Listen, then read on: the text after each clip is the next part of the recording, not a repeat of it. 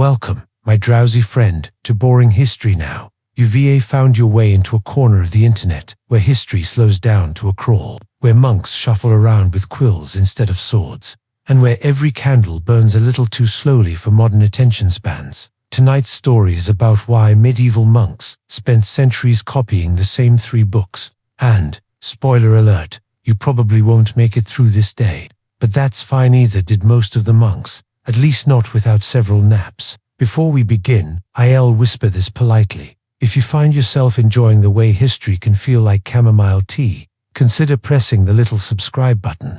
It doesn't light up like a stained glass window, but it does help me keep the candles burning. And if you'd like to comment your location and your local time down below, I promise I'll read it while imagining myself in your exact spot on Earth, though perhaps with fewer mosquitoes.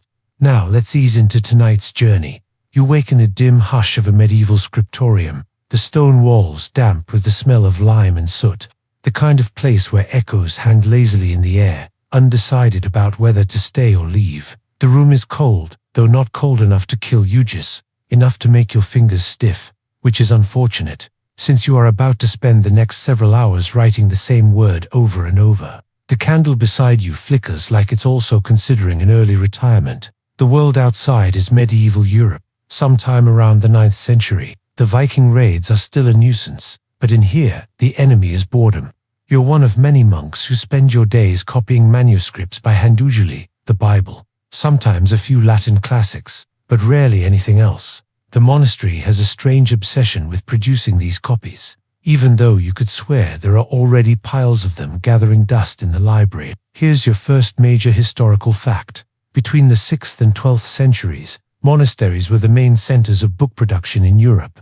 Printing presses wouldn't be invented until centuries later, so the survival of knowledge, ancient texts, religious works, even grocery lists of the time depended on human patience, ink, and an alarming tolerance for neck pain. Now, as you dip your quill into the ink pot for the 50th time this morning, you can't help but notice how every monk in the room is hunched the same way, shoulders slumped, neck craned forward like a choir of turtles forced into literacy. You hear the soft scratch of quills moving across parchment, a rhythm so hypnotic it could almost be a lullaby, if it weren't for the occasional sneeze that ruins the mood. A peculiar cultural tidbit: some monks actually doodled in the margins when they got bored, tiny drawings of cats chasing mice, monks snoring at their desks, or even comically rude cartoons hidden in holy texts. Yes, the same men who preached about sin occasionally left a little medieval graffiti.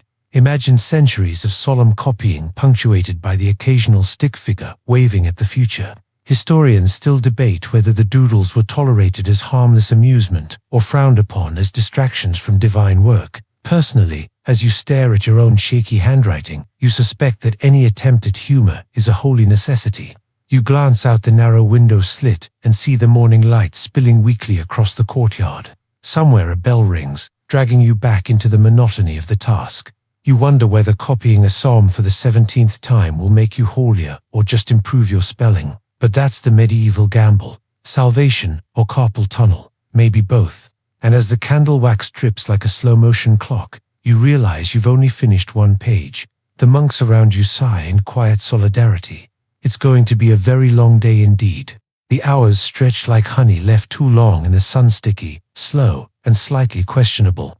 You press your quill again into the ink, and it makes a satisfying blot that looks suspiciously like a beetle. You decide to leave it. Future readers might mistake it for divine symbolism, and honestly, that's their problem. The scriptorium smells faintly of parchment, which is not paper but treated animal skin, mostly calf, sometimes sheep, occasionally goat.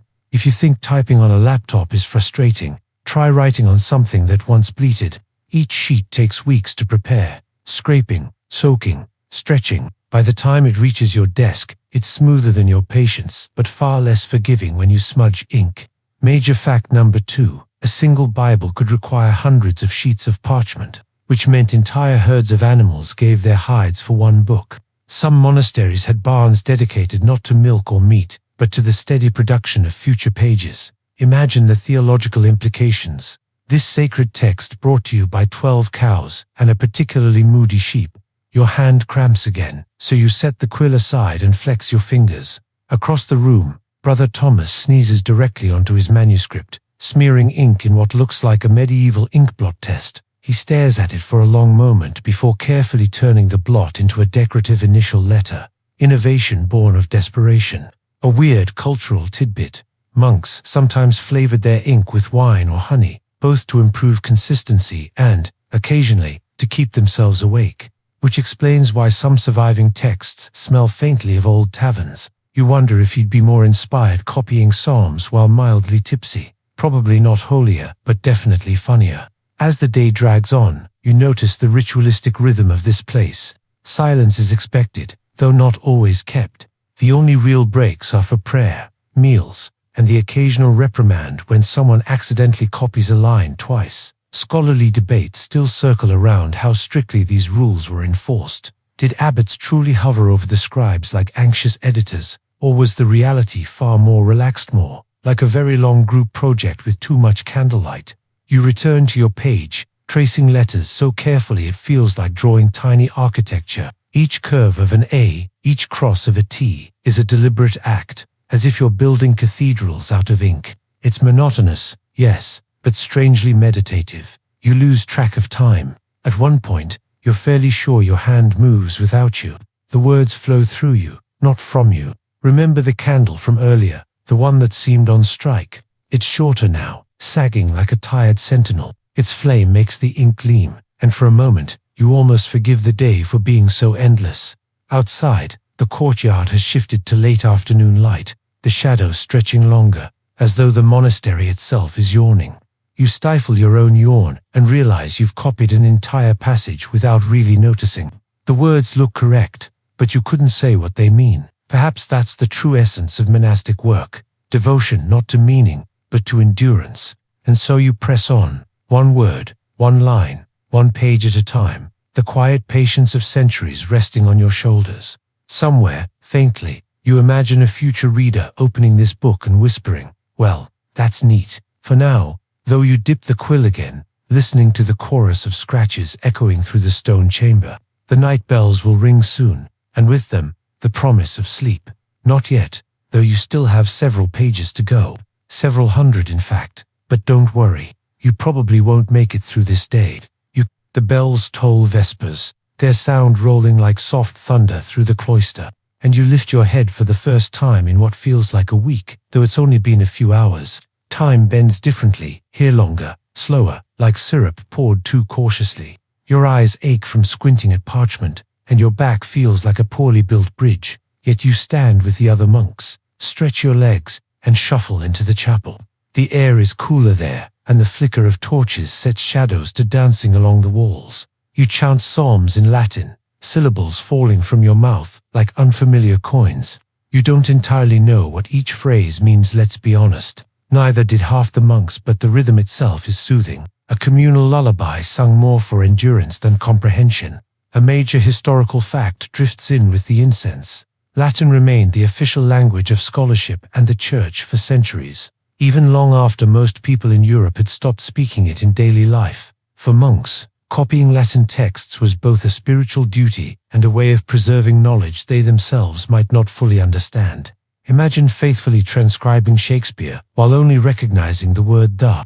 After prayers, you shuffle to the refectory, where the evening meal awaits. And by meal, I mean something best described as edible, though enthusiasm is discouraged. The bread is coarse, the cheese stubborn, and the broth watery enough to reflect your disappointed face. Still, you eat in silence while a fellow monk reads aloud from yet another book. Meals are never just meals, here they are thinly disguised lectures.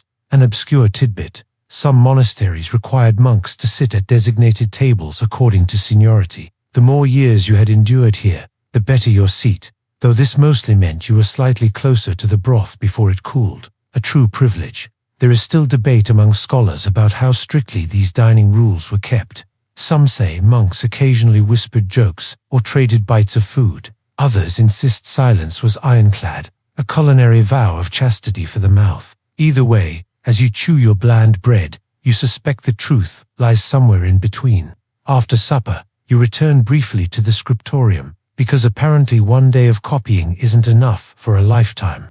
The room feels different at dusk, quieter, softer, almost conspiratorial. You pick up your quill again, though the candlelight is weaker now, and you realize how much of this work was done on the brink of darkness. One eye on the page, the other on the flame threatening to gutter out. And then an accident. You write the same line twice. A mistake called detography. Do you fix it? Do you leave it? You glance at Brother Thomas, who smirks knowingly.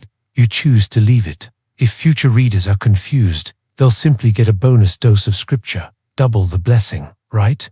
By the time the final bell calls you to rest, your body feels stitched together with fatigue. The monastery's dormitory is a long hall of straw mattresses, the air thick with the smell of wool and shared humanity. You lie down in your robe, pull a rough blanket over yourself, and let the day drain away. The world narrows 2 candle shadows on the rafters, the quiet breathing of tired monks, and the faint rustle of mice that have probably read more books than anyone here. You close your eyes, and just before sleep claims you, you think, tomorrow will be exactly the same, and the day after that, and the century after that. Morning returns, as it always does, with bells that sound much too cheerful for the hour. You rise stiffly from your straw bed, brush straw from your robe, and shuffle into the cold air. The monastery courtyard greets you with dew that clings to your sandals, and a sky the color of parchment itself. You sigh, remembering the pile of parchment waiting for you indoors. Back to the scriptorium you go, a reluctant pilgrim. The quills are already sharpened, lined neatly like a row of tiny daggers. Though the only thing they'll kill today is your enthusiasm. You sit down, take one in hand, and stare at the next blank sheet. It gleams with possibility, though you know it will soon gleam with repetition. Major fact number 3. The 3 books most obsessively copied in many monasteries were the Bible, the Psalter, a collection of psalms, and occasionally the works of a few classical authors like Cicero. Entire generations of monks spent their lives ensuring these texts survived, while countless other writings were ignored, misplaced, or quietly lost to time. You may wonder why we have so much Cicero and so little, say, gardening advice from medieval peasants. Well, monks made the syllabus, and gardening apparently didn't make the cut. Your hand scratches across the parchment again, the letters forming slowly, deliberately. You've gotten better. Your lines are straighter, your curves smoother. Practice does that, though your neck still insists on complaining.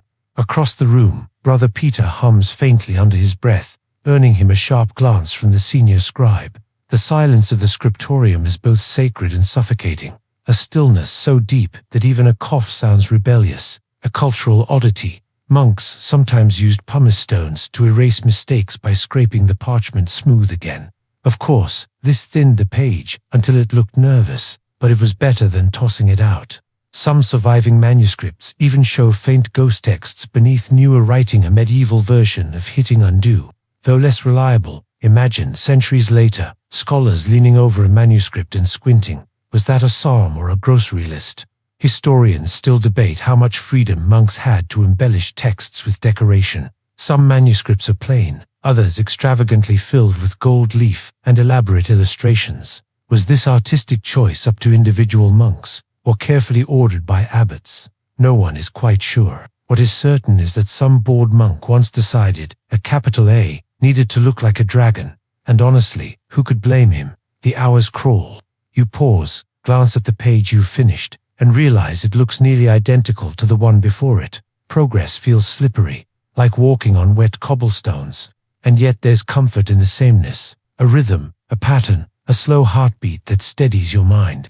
Remember the blot you made yesterday, the one shaped like a beetle. It's still there, staring at you from the previous page, a reminder that your hand, not just divine order, guides these letters. You smile faintly, then dip your quill again. Outside, a rooster crows belatedly, as if even he resents the schedule here. You copy another line, and another, until the day feels like a series of identical beads on a string. The monotony is exhausting, but also oddly comforting. You may not survive the century, but the words will, and perhaps that's enough. By midday, your stomach growls, a louder rebellion than any cough. The bell rings for the meal, and you set your quill down with relief, knowing full well it will be waiting for you when you return. Just like yesterday, just like tomorrow. You shuffle out of the scriptorium and into the courtyard, the sun already high, warming the stone walls with a half-hearted glow. Lunch is calling, though calling might be too enthusiastic a word. It is less a feast and more a reminder that food exists. Still, your stomach urges you forward. The refectory smells faintly of onions and cabbage, as though the air itself has resigned to mediocrity. You sit at the long wooden table, hands folded, waiting for the reader to begin. Today's reading is from St. Augustine, though after 3 sentences your mind drifts like a leaf in slow-moving water. You chew bread so dense it could double as a weapon, listening to the words pass by like birds you don't bother naming. Major fact number 4. Medieval monasteries often observed the rule of silence during meals, where monks were not allowed to talk, but were instead read to. This practice was rooted in the idea that mealtimes should feed the soul as much as the body. In reality, it mostly meant you couldn't complain about the soup. The bread squeaks against your teeth, and you wonder idly if it qualifies as penance. Across the hall, Brother Thomas sneaks a glance at you, eyes weary but mischievous. He tilts his spoon like a scepter, and you nearly laugh, but you suppress it with monk-like skill. Silence is supposed to be holy, though right now it feels more like a dare, an obscure tidbit. In some monasteries, monks developed hand signals to communicate quietly during meals. A tap on the nose might mean pass the salt. A tug on the sleeve might mean more bread, please. Over time, these signals grew so elaborate that scholars argue they bordered on a secret sign language. Imagine inventing medieval charades just to avoid starvation. Historians still debate how widespread these hand signals were, and whether they counted as breaking silence, or just bending it into new shapes. Whatever the truth, you suspect a few monks here have mastered it. You notice Brother Peter scratching his nose suspiciously often. Coincidence, perhaps, or perhaps he's requesting seconds. After the meal, you return once more to the scriptorium, your body sluggish, your mind heavy. The afternoon light slants through the narrow windows, golden and dusty, illuminating the pages like divine spotlights. You bend over your parchment, tracing words with renewed determination. The quill scratches, the ink flows, and slowly the page fills. The monotony settles over you like a blanket, thick, heavy, oddly comforting. The repetition becomes a rhythm, and you realize there's a strange peace in this life. No grand battles, no political intrigue, just steady lines of ink, stretching into eternity. You probably won't make it through this day without a nap, but perhaps that's the point. The afternoon drags its feet across the cloister, and you drag yours with it. You pause at the window slit for a moment, watching a bird dart across the sky. Its freedom feels almost impolite. Then you return to your desk, sighing, as though you've just committed to another round of eternal penance. Major fact number 5. Some monasteries employed correctors, monks whose sole job was to check the manuscripts for mistakes. Imagine a medieval editor, red ink at the ready, sighing over your repeated errors. Their corrections sometimes appear in margins, a stern little sick in Latin, as if to say, yes, dear reader, this is exactly what the original says, don't blame me. You can't help but picture a monk leaning over your shoulder right now, skiing softly as you nearly smear a letter. The pressure is real. You steady your hand, determined to prove worthy of well-worthiness. A peculiar tidbit. Monks often wrote notes in the margins complaining about their work. Surviving manuscripts bear messages like the ink is thin, my hand is tired, or my personal favorite, St. Patrick of Armagh, deliver me from writing. They sound less like holy scribes and more like reluctant students stuck in detention. Historians still debate whether these complaints were tolerated or hidden, whether they were inside jokes shared among the brethren or simply outbursts of fatigue. Either way, you sympathize deeply. You too are tempted to scrawl, save me in the margins of your own page. The hours drift. You dip the quill, write a line, pause to flex your hand, then continue. Outside, you hear the faint clang of metal, someone in the kitchen, or perhaps a blacksmith in the village beyond. For a moment, the world, outside the monastery, feels impossibly far away, like another lifetime. Remember the doodles I mentioned earlier? You notice one today. In the corner of a book left open on a nearby desk, a tiny cat stares out at you, drawn centuries ago by some long-gone monk. Its tail curls like a question mark, and its eyes gleam with mischief. You smile. Across the centuries, boredom recognizes boredom. By late afternoon, the scriptorium feels like it's exhaling quills, slowing, monks shifting in their seats, eyelids heavy. The day bends toward evening, and you realize you've been copying the same chapter of Psalms for hours. You have no idea what you've written, but the letters are neat, the lines straight. Perhaps that's all that matters. The bell rings, low and resonant, summoning you once again away from your desk. Relief washes over you, though you know what awaits. More prayers, more meals, more sameness. But sameness is survival. Sameness is eternity. And so you rise, stretch your stiff arms, and follow the others into the fading light, wondering if tomorrow's beetle-shaped blot will look more like a fish. Evening settles over the monastery like a woolen blanket, warm in places, scratchy in others. You walk with the others toward the chapel, sandals scuffing softly against stone. The twilight air smells faintly of smoke and damp grass, a combination both comforting and slightly suspicious, as though nature itself is undecided about dinner. You take your place in the dim chapel, where rows of candles flicker like tired stars. The chanting begins again, Latin syllables rising and falling in slow waves. You mumble along, half praying, half yawning, the sounds blending into something more meditative than meaningful. Here is your major fact number 6. The liturgy of the hours, the set of prayers. Monks recited at specific times of days structured nearly every aspect of monastic life. The scriptorium, the meals, the sleep hall bent around the bell schedule like obedient satellites. Time wasn't measured in hours here, but in prayers. You close your eyes as the chanting continues, and for a moment you feel time folding in on itself. Every day here is the same, and in that sameness, days blur into years. Perhaps that's the point, to dissolve the self into repetition, to become part of something larger than your own boredom. An odd cultural tidbit. Monks sometimes used a form of monastic sign language, not only in the refectory, but also in chapel when silence was strictly enforced. Imagine a holy game of charades, one finger raised for book, two fingers for lamp, perhaps a discreet gesture meaning, yes, I also think this hymn is too long. Historians still debate how codified these gestures were. Were they a system, or simply improvisation? Either way, you can almost picture Brother Thomas giving you the medieval equivalent of an eye roll during tonight's psalms. The chanting fades, replaced by silence, so thick it feels like a physical presence. You shuffle back toward the dormitory, the night air cool on your face. Above you, the stars spread across the sky, unbothered by the lives of monks and their ink-stained fingers. You pause, just briefly, to admire them teeny pinpricks of eternity. Reminders that even your endless copying is, in the grand scheme, quite temporary. Back in the dormitory, you lie on your straw mattress again, blanket scratchy, body weary. Around you, the slow rhythm of other monks' breathing fills the space. The day is done, though tomorrow promises more of the same. You sigh, settle into the straw, and let the monotony cradle you into sleep. Morning again. You wake to bells that feel as though they've been ringing in your dreams all along. The courtyard is damp with dew, your robe stiff from yesterday's labors. You rub your eyes, stretch your arms, and join the solemn procession toward the scriptorium. Like pilgrims marching toward paperwork, the quills await, sharpened into delicate little spears. You take one, dip it in the ink, and begin the day's work. The first line comes slowly, your hand not yet awake, your thoughts wandering. The parchment gleams like a silent dare.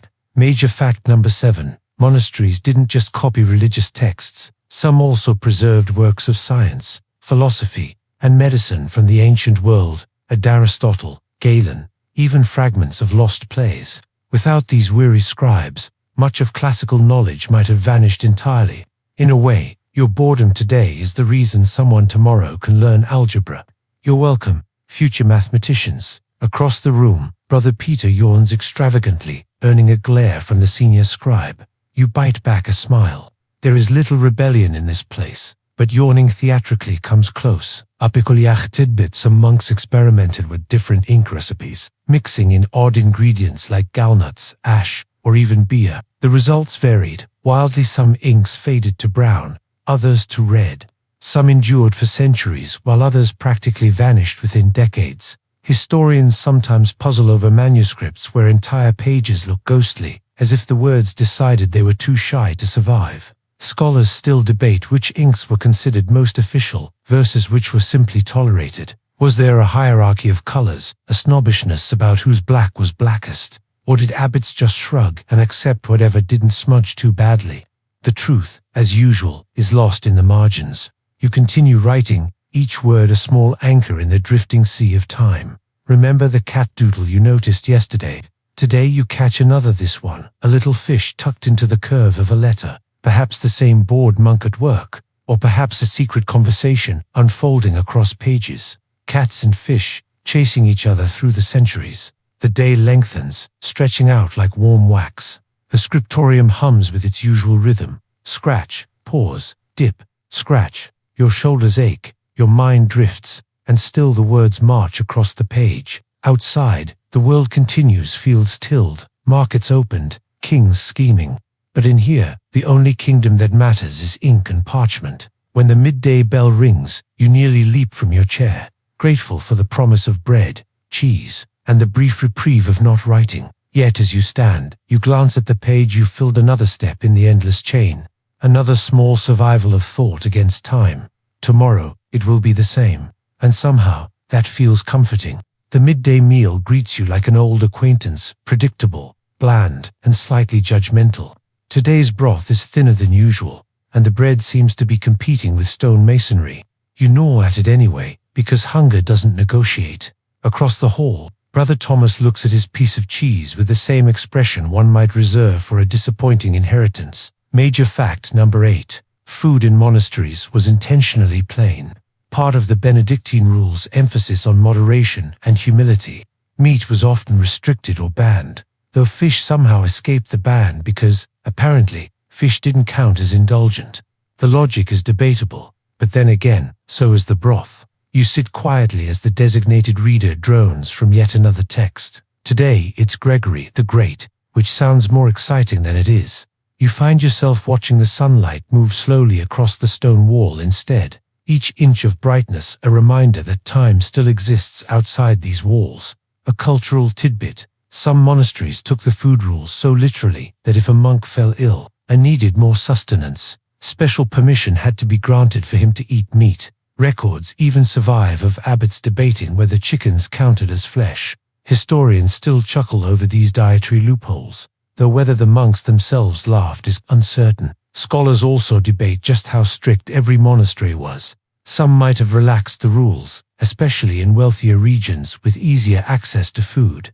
Others followed the rules so harshly that meals were more symbolic than nourishing. Your stomach, however, has little interest in scholarly nuance. It wants bread that doesn't chip a tooth. After the meal, you return once again to the scriptorium, where the afternoon sunlight now slants golden through the narrow windows. The room smells of wax, ink, and faintly of onions from lunch, a scent both holy and homely. You sit, pick up your quill, and resume your post at the front lines of monotony. The letters march on, row by row.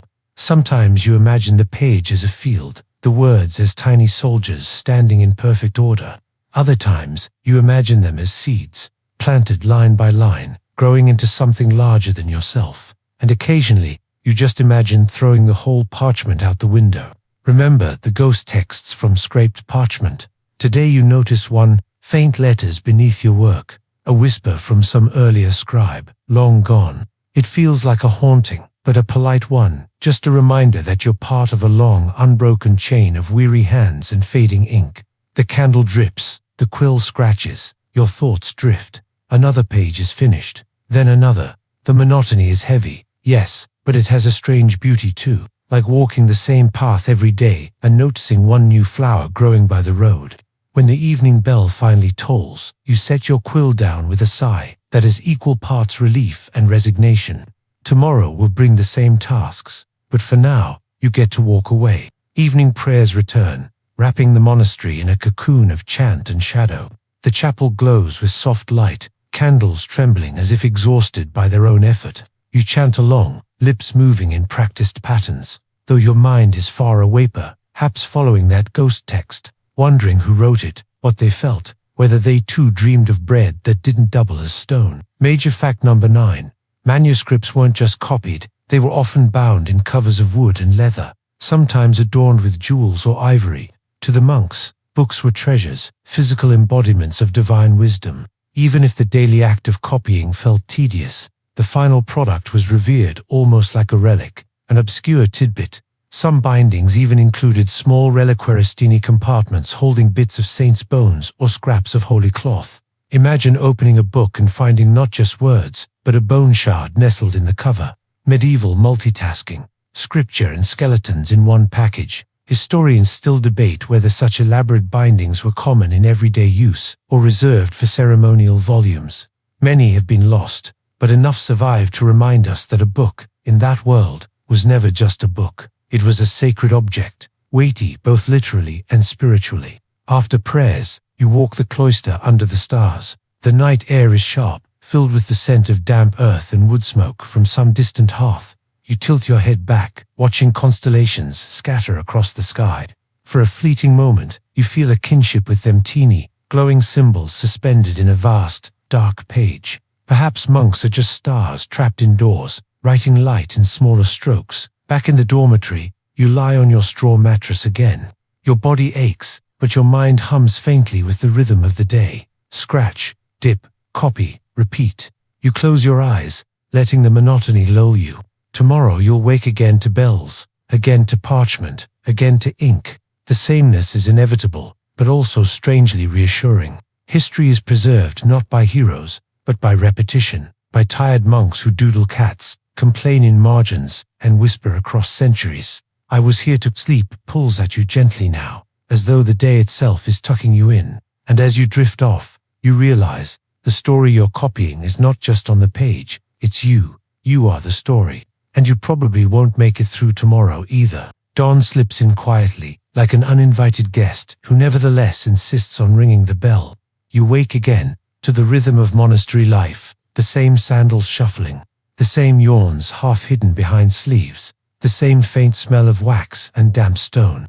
Nothing changes, and yet everything feels slightly different, as though the world adjusts itself one grain of sand at a time. You shuffle into the scriptorium, your fingers already stiff just from thinking about the day ahead. The desk greets you with a blank sheet of parchment, pale and unblemished, daring you to ruin it with your human clumsiness. You sigh, pick up the quill, and begin again. Major fact number 10. Some of the most famous illuminated manuscripts like the Book of Kells were not just copied, but decorated with elaborate illustrations so detailed they can only be fully appreciated with a magnifying glass. Spirals within spirals, faces hidden in letters, knots so complex they seem designed to test divine patience. Of course, your monastery is less ambitious. Here, illumination means adding a slightly larger A at the beginning of a sentence. Still, the idea that someone, somewhere, spent weeks drawing a single initial letter does make you feel a little better about your own pace. Obscure tidbit of the day. Some manuscripts were palimpsests, where older writing was scraped away so the parchment could be reused. Monks, being practical, didn't always care if Aristotle was erased for another sermon. Centuries later, scholars discovered faint traces of these lost texts under ultraviolet light, as if the parchment itself remembered. Historians still debate whether this recycling was born of necessity or indifference. Was it poverty-driven thrift, or simply a lack of respect for pagan philosophy? You stare at your page and wonder if, in 800 years, someone will squint at your smudged letters under a microscope and sigh. Ah, yes, the boredom is palpable. Remember the beetle-shaped blot from days ago. Today you find yourself deliberately creating another, this one, shaped suspiciously like a snail. You leave it there, your tiny rebellion, hoping some future reader mistakes it for profound symbolism. The day moves forward in slow increments. Quills scratch, candles drip, monks yawn. Your shoulders ache again, but the repetition has settled into something oddly comforting, like a lullaby written in ink. You might complain, but you know deep down, this is survival, this is memory, this is history, copied one cramped letter at a time. When the bell finally rings for the evening meal, you lay down your quill with the same relief one might feel after dropping a heavy load. The page is filled, the day endured. Tomorrow will ask the same. Evening cloaks the monastery in its familiar shadows, and you walk with the others toward the chapel. The air is cool, tinged with the faint sweetness of crushed herbs. Someone must have brushed against the monastery garden. The chanting begins again, Latin syllables swirling through the space like smoke, soft and endless. Major fact number 11. The rule of Saint Benedict emphasized ora et labora, pray and work. Copying manuscripts was considered both. Each letter inscribed was an act of devotion, a form of prayer with ink instead of words. To the monks, even the monotony was sacred. Still, devotion doesn't erase fatigue. You find yourself swaying slightly during the psalms, your voice blurring into the collective hum. Brother Thomas beside you lets out a tiny hiccup in the middle of the chant, and the two of you exchange a silent, conspiratorial glance. Even holiness has its comic relief. Here, an odd cultural tidbit. Monks sometimes added colophons at the end of manuscripts' personal notes that ranged from prayers for salvation to thinly veiled complaints. Some read, "Thank God it is finished." Others, "The hand that wrote this is tired." A few even begged readers to remember them in their prayers. These marginal whispers survive centuries later, more human than the texts they carried. Scholars still debate how personal these notes were allowed to be. Were abbots lenient, permitting tired scribes to sneak in their sighs?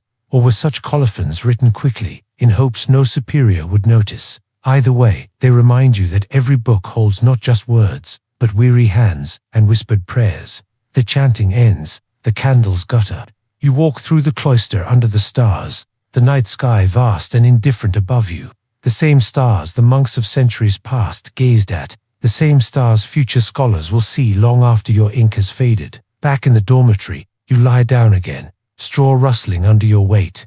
You close your eyes, hearing the slow, steady breathing of dozens of other monks, each one a keeper of words, each one another link in the chain of memory. Sleep pulls at you gently, and you think, perhaps this is the point, to vanish into repetition, to preserve the words, even if your own are lost, to leave behind a page filled with letters and a tiny blot shaped like a snail, waiting to be discovered centuries later. The bell rings before dawn, dragging you out of sleep with the same grace as a bucket of cold water. You roll off the straw mattress, joints crackling like an old staircase, and shuffle into the grey light of morning. The monastery courtyard is still wrapped in mist, and the air carries that peculiar chill that makes you question whether holiness should come with frostbite. You join the line of monks heading into the scriptorium, already anticipating the smell of ink, wax, and dust. The desk greets you once more with a blank sheet, as though daring you to prove your patience again. You sigh, dip the quill, and begin. Major fact number 12. Scribes often worked from exemplars, older copies of texts placed beside them. The process wasn't always perfect. If the exemplar had mistakes, the new copy preserved them faithfully, sometimes even exaggerating the errors. This is how entire families of manuscripts carried the same typo for centuries, like a hereditary curse. Today, you notice your own eyes blurring after just a few lines. You blink, rub your temples, and glance at the exemplar before you. It looks fine, or maybe not. Is that an N or a U? You decide to guess. Future scholars can argue about it later. A peculiar tidbit.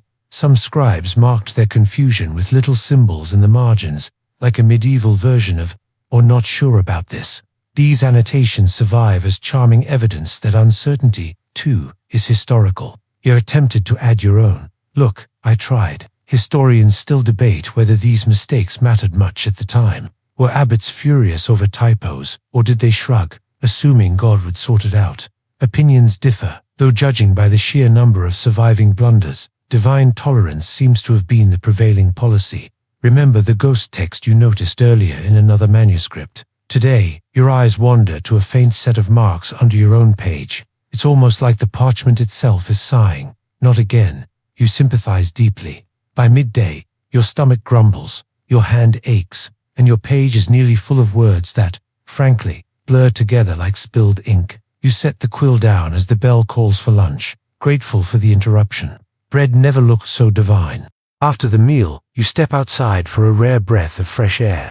The garden is small, tucked against the monastery wall, but its herbs fill the air with a fragrance that momentarily erases parchment from your mind. Mint, sage, rosemary, each plant cared for with the same patience monks show to their texts. Major fact number 13. Monasteries weren't just centers of copying.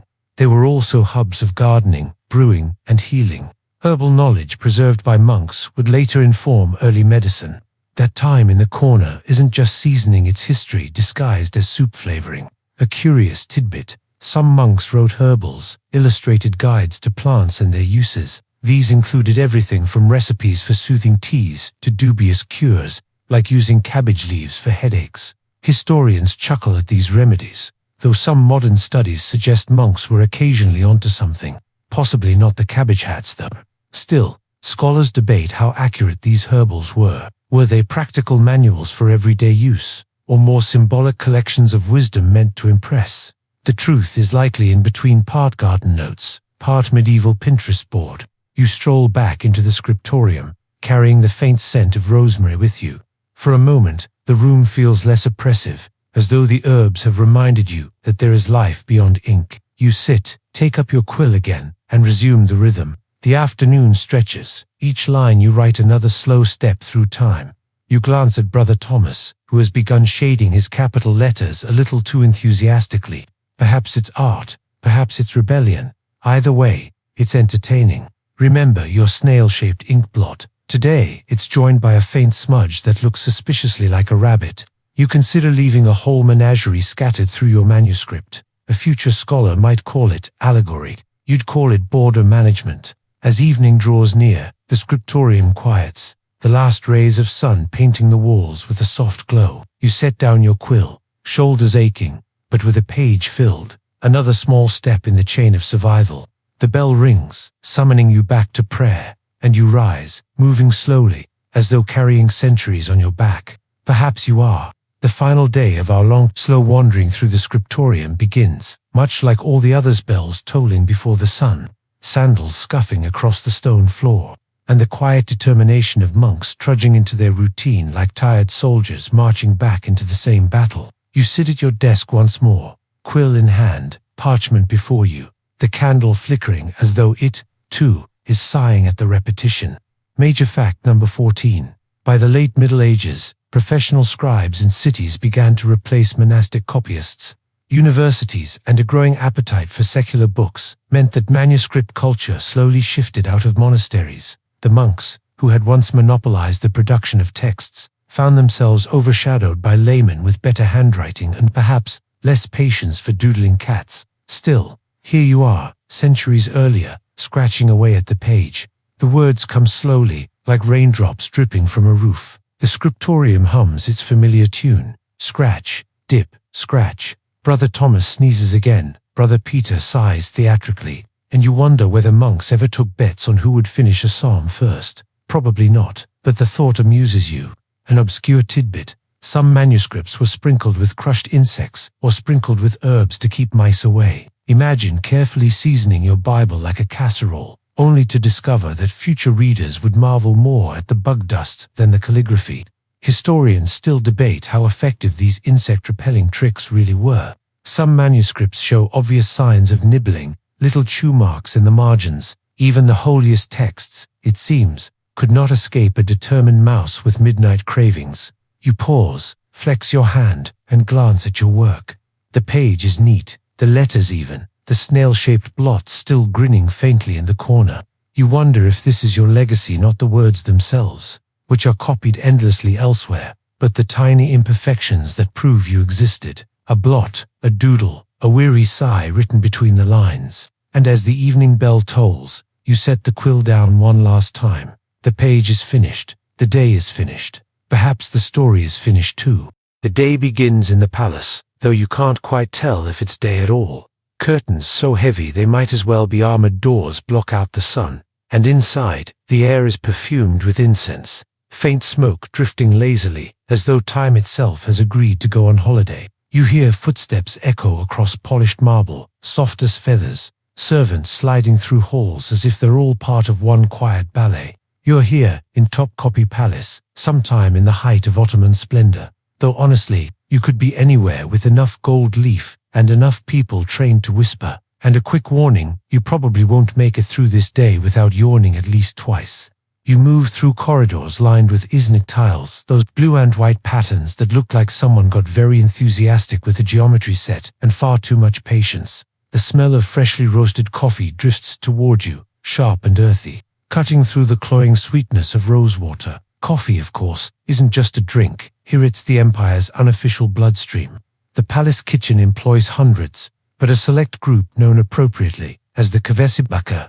The chief coffee maker takes on the sacred duty of preparing cups for the Sultan and his entourage. Imagine being the world's most important barista, But instead of pumpkin spice lattes, you're producing tiny, dark elixirs that decide whether someone's in a good mood or suddenly decides to send you to govern some random province as a polite form of exile. You hear the bubbling of the sez, the long-handled copper pot where coffee simmers, thick as midnight. Servants move with the same rhythm they've practiced for years, carrying porcelain cups imported all the way from China. This fact alone, the porcelain, marks the coffee ritual as more than a simple caffeine fix. It's theater, pageantry, and, most importantly, the chance to remind everyone how very wealthy the Ottomans are. You might not know where porcelain comes from, but you certainly know you don't have any.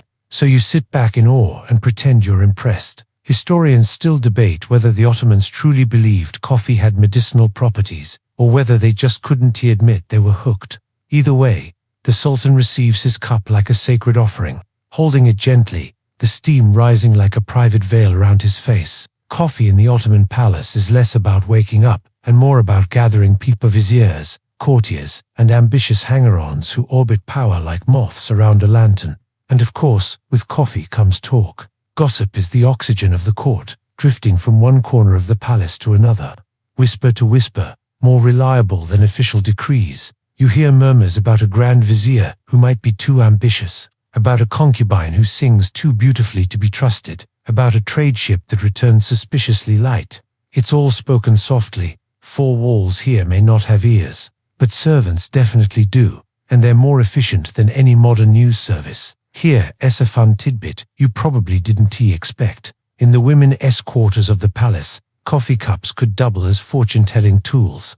After finishing, the ladies of the harem would swirl the thick grounds, flip the cup, and interpret the patterns that remained. A bird might mean good news, a snake might mean betrayal, and if the grounds resembled your rival's nose, well, that probably wasn't a coincidence. Think of it as an early Ottoman Pinterest hobby, minus the DIY mason jars. A gentle clink of porcelain draws your attention back to the table, where another steaming cup has arrived for you. The taste is bitter and strong, a liquid anchor keeping you in this gilded reality.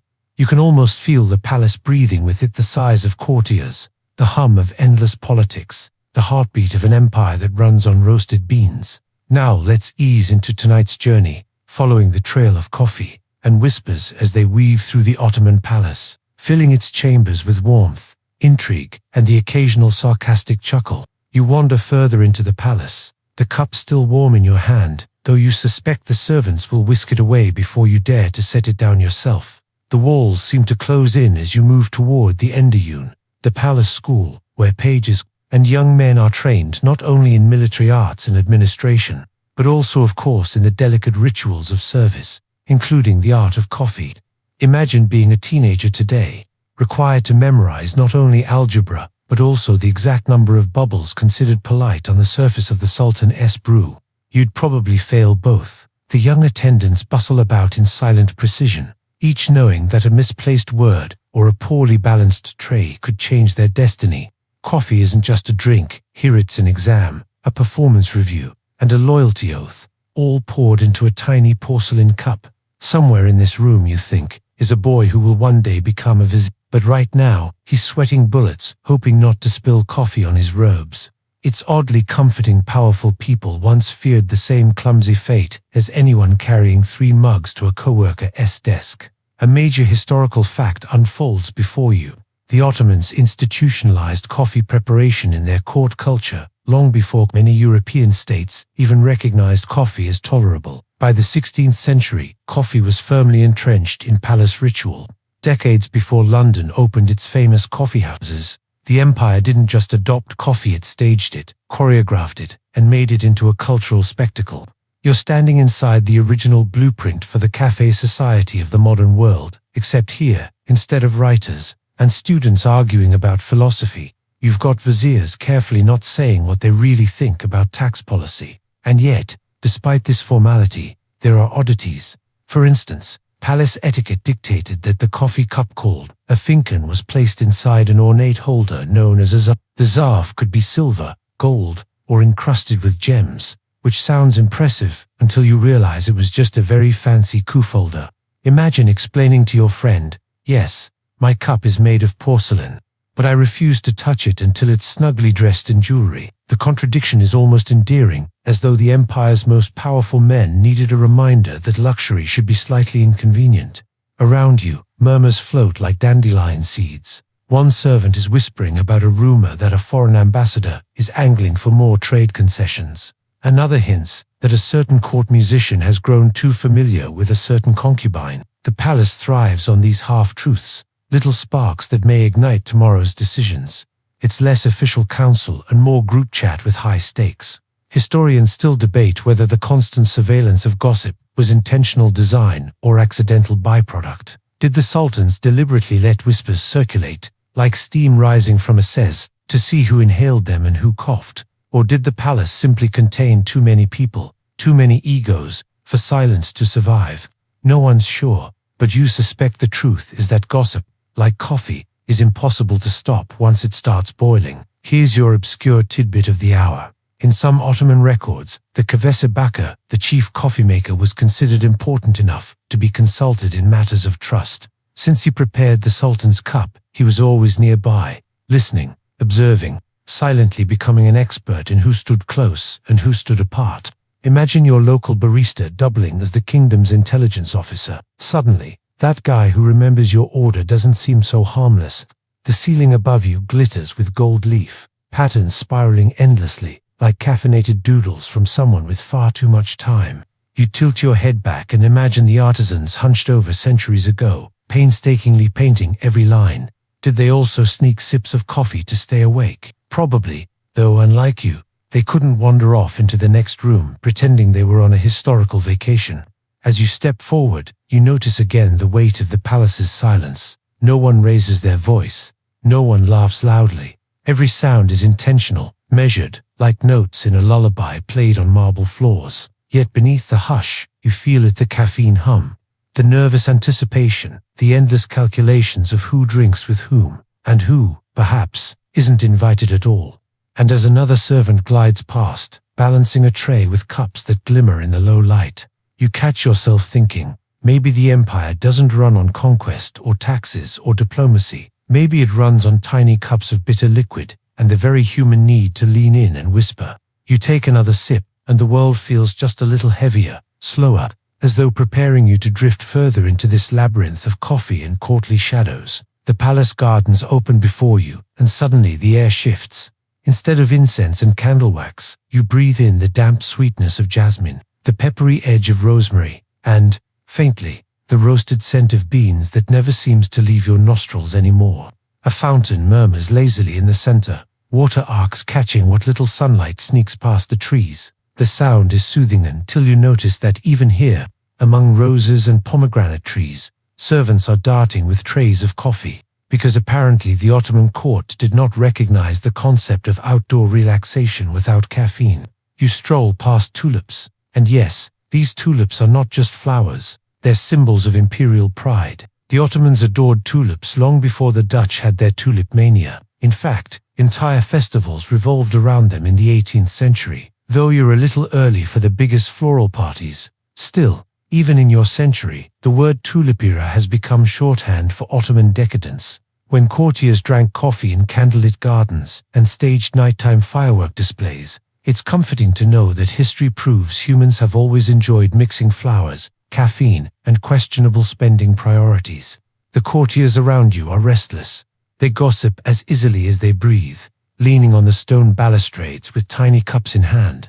The emperor's vizier listens carefully to the murmurs about distant campaigns, trade routes, and marriage alliances, while pretending to be deeply interested in the thickness of the foam on his coffee. That is, a genuine detail. Ottoman etiquette demanded that properly made coffee should have a delicate layer of froth. Too much, and you looked careless. Too little, and you might as well pack your bags for exile. Foam was destiny. Historians still debate whether the tulip craze was an actual cultural obsession or an exaggerated myth invented by later writers. Did the Ottomans truly bankrupt themselves on bulbs, or is it just a convenient metaphor for luxury gone wild? Either way, you sip from your cup and admire the flowers. Glad you don't have to buy one at today's exchange rate. Your obscure tidbit here. In some palace accounts, coffee wasn't only served plain. There are hints of flavorings, sometimes cardamom, sometimes mastic resin, sometimes even ambergris. Yes, ambergris, the waxy substance produced in the digestive system of whales. Imagine paying top dollar for a cup of whale-scented coffee, and you thought pumpkin spice was controversial. The breeze stirs, carrying laughter from the women's quarters somewhere beyond high walls.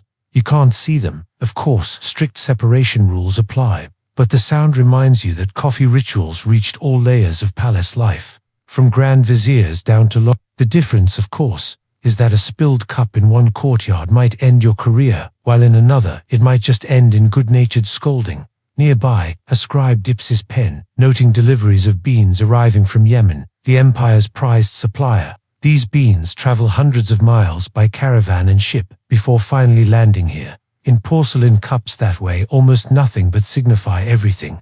The scribe sighs. He has to record every shipment, every roasting schedule, every spoonful dispensed, because the Sultan likes to know not only who is drinking coffee, but how much. Imagine your boss asking for a spreadsheet of everyone's espresso habits. Now imagine the boss can order executions. Suddenly the scribe looks less like a bureaucrat and more like a man balancing on a very thin tulip stem. The fountain bubbles on, oblivious to human anxieties. You dip a hand in the water, cool against your skin, grounding you for a moment. The flowers sway in the breeze. The chatter rises and falls, and for just a second, the empire seems less like a machine of war and bureaucracy, and more like a garden party gone slightly over budget. Still, another tray of coffee arrives. You know by now that resistance is futile. You lift the tiny cup, the steam curling upward, and you begin to realize that the palace doesn't merely serve coffee. It breathes coffee. It plans in coffee. It dreams in coffee. And so, with a quiet chuckle at the absurdity of whale-flavored lattes and tulip festivals, you take another sip and step deeper into the garden, where whispers grow louder than fountains. The path leads you back inside, through an arched doorway tiled with blues and reds, so vivid they almost hum. You enter the divan chamber, where the empire's high council meets. Room feels heavy with formality, thick carpets, muffling footsteps, her-backed chairs lining the walls, calligraphy spiraling across domes like endless sermons written in gold. You sense that every detail here is meant to remind you of power. And yet, despite the solemnity, there it is again. The clink of porcelain cups. Coffee follows politics like a shadow. The viziers file in, robes sweeping, turbans perfectly wrapped, faces set in practiced neutrality. They sit, waiting for the Sultan's decision on matters of taxes, wars, treaties, though the coffee arrives before any actual decisions. You watch a servant set down cups with steady hands, and you realize this is no coincidence. Coffee isn't a refreshment here. It's a ritualized pause, a way of lubricating conversation and slowing the rush of judgment. Modern meetings may have donuts, but this is strategy in a cup. A historical fact stands quietly before you. In the Ottoman divan, decisions were rarely made hastily. The serving of coffee signaled that discussion was about to begin, or that tempers needed softening. In a sense, the empire's fate often balanced on moments when men stared into dark liquid, pretending to find wisdom there. It's not so different from a modern boardroom, except that, let's circle back after coffee might literally change the course of history. Whispers flutter around you, half-heard fragments. A vizier mutters about the price of grain. Another hints that a rival faction in the palace has grown too bold. It's less a thunderous council of empire, and more like a family dinner, where everyone politely avoids mentioning who overspent the budget. And yet, beneath the quiet, you feel the tension. Every word is weighed, every gesture noted, every sip of coffee part of the performance. Historians still debate how much real power the viziers had compared to the Sultan. Was this chamber a true council or merely a stage for decisions already made elsewhere? The uncertainty lingers like a question mark in the steam rising from your cup. For today is obscure tidbit. Some records suggest that fortune-telling with coffee grounds occasionally made its way into the divan itself. Imagine a powerful vizier, nervously swirling his cup after a heated debate, then discreetly glancing at the pattern left behind. Did that shape look like a sword, or maybe a fish? If so, was it an omen of war or dinner? It's difficult to say, but the image of grown men in brocade robes, secretly consulting sludge patterns, is oddly endearing. You notice the servants again, standing silently at the edges of the room. They are invisible, yet omnipresent, their ears sharper than any scribe's pen. They will carry today's whispers down corridors, into kitchens, through courtyards, until the palace hums with stories long before any decree is written. Perhaps gossip, more than law, is what binds the empire together, and so you sit, part of the divan now, cradling your cup, staring at the dark liquid. The council drones on grain taxes, marriage alliances, border disputes, but your eyelids grow heavy.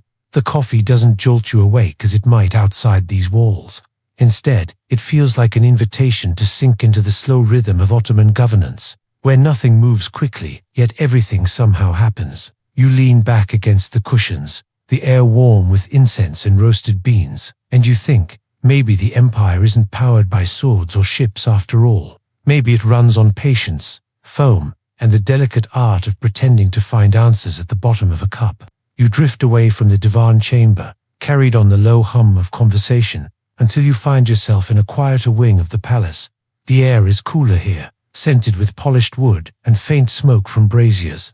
You've reached the library, the palace's repository of wisdom, rows of manuscripts bound in leather, gilded edges glimmering like secret treasures. The silence feels heavier than in the council chamber, as if even the books are listening. And yet, even here, there's coffee. Because what good is knowledge without a stimulant to keep you awake long enough to pretend you understand it? A group of scribes hunches over their desks, quills scratching steadily across parchment. Their job is endless. Copying, cataloging, annotating each page, a lifeline of empire. You watch one scribe pause, rub his eyes, then reach for a small porcelain cup on the corner of his desk. The coffee is already cooling, but he drinks it anyway, sighing softly, like a man who knows his shift isn't ending until the rooster crows tomorrow. You sympathize. Coffee, it seems, is the only contract between him and sanity. A historical fact sits here among the scrolls. By the 17th century, the Ottomans had already cultivated a sophisticated system of palace scribes, who maintained not only records of state, but also the daily consumption of goods including coffee. The library wasn't just a storehouse of philosophy and poetry. It was also the bureaucratic heart that kept the empire ticking, bean by bean, ledger by ledger.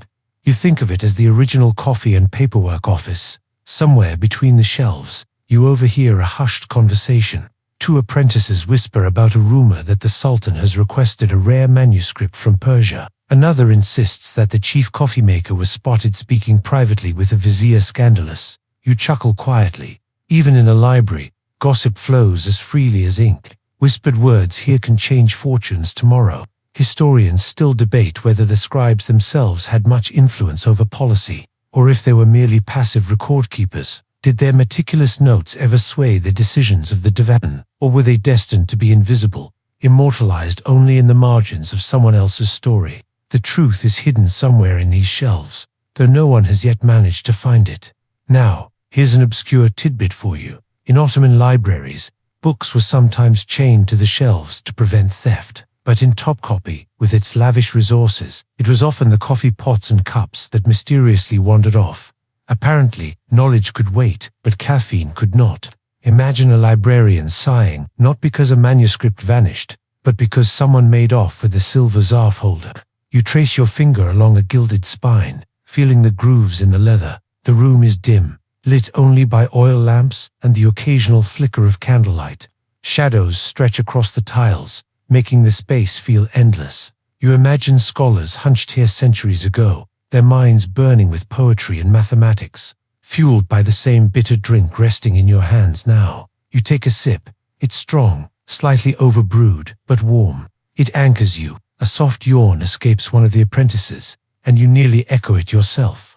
The rhythm of quills scratching, the gentle sip of coffee, the flicker of flames, it's hypnotic, a lullaby made of ink and beans. You lean against a pillar, eyes heavy, wondering how many empires were quietly held together, not by war or treaties, but by rooms like this, where men and women drank coffee and wrote things down. And as the night deepens, you realize this library isn't just a vault of wisdom. It's a place where caffeine and memory entwine, binding the empire together, word by word, cup by cup.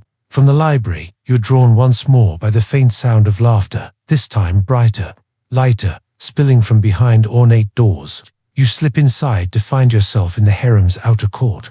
Here, the air is thick with perfume, the floors gleam under lamplight, and cushions are scattered like petals across the floor. Women sit in clusters, talking softly, cups of coffee in hand, their laughter ringing like tiny bells.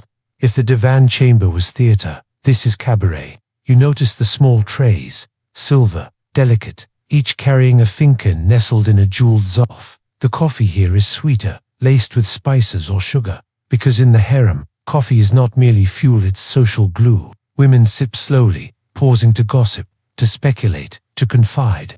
If you thought the council chamber was rich in whispers, this place is an ocean of them. Here's your historical fact. The harem wasn't just a private residence for the Sultan's wives and concubines. It was a political arena. Mothers, sisters, and wives of the Sultan wielded real influence, shaping succession and policy, and coffee was one of their favored tools, an excuse to gather, to listen, to persuade. A simple invitation for coffee could be the first step in forging alliances that shifted the empire's future. The conversations flow around you, quick and lively. One woman leans in, whispering about a rival who has gained the Sultan's attention. Another speculates on the next festival in the tulip gardens. You smile, it's not so different from a modern office break room. Except instead of complaining about deadlines, they're quietly plotting dynastic strategy. Historians still debate how much actual power the women of the harem exercised, and whether stories of manipulation and intrigue were exaggerated by European visitors. Was this truly a den of schemers, or simply a household magnified by rumor? The uncertainty lingers, delicious and unsolved, like the swirl of sugar at the bottom of a cup. And here's your obscure tidbit. Fortune-telling with coffee grounds was especially beloved in the harem. Women would finish their cups, flip them upside down on saucers, and giggle as they read each other's fates. A horse might mean travel, a tree could mean growth, and a heart was exactly what you think it means. Imagine a group of powerful women, sipping, swirling, predicting the future not through prophecy, but through the stubborn residue of roasted beans.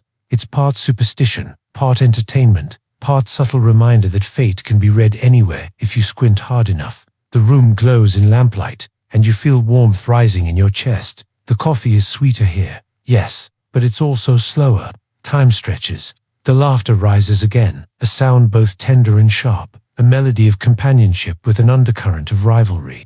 You think, this is the empire's heartbeat, as vital as any battlefield. You lean back against a cushion, your eyelids heavy once more. The women's voices fade into the rhythm of the coffee ritual, the pour, the sip, the swirl. The palace breathes through them, carries their laughter through its tiled corridors. And you, just for a moment, feel you've been invited to sit in its warmth. And as another cup is placed in your hand, the steam rising soft and fragrant, you realize the empire isn't just governed in the divan. It's whispered into being here, among cups and cushions, where coffee and gossip are one and the same.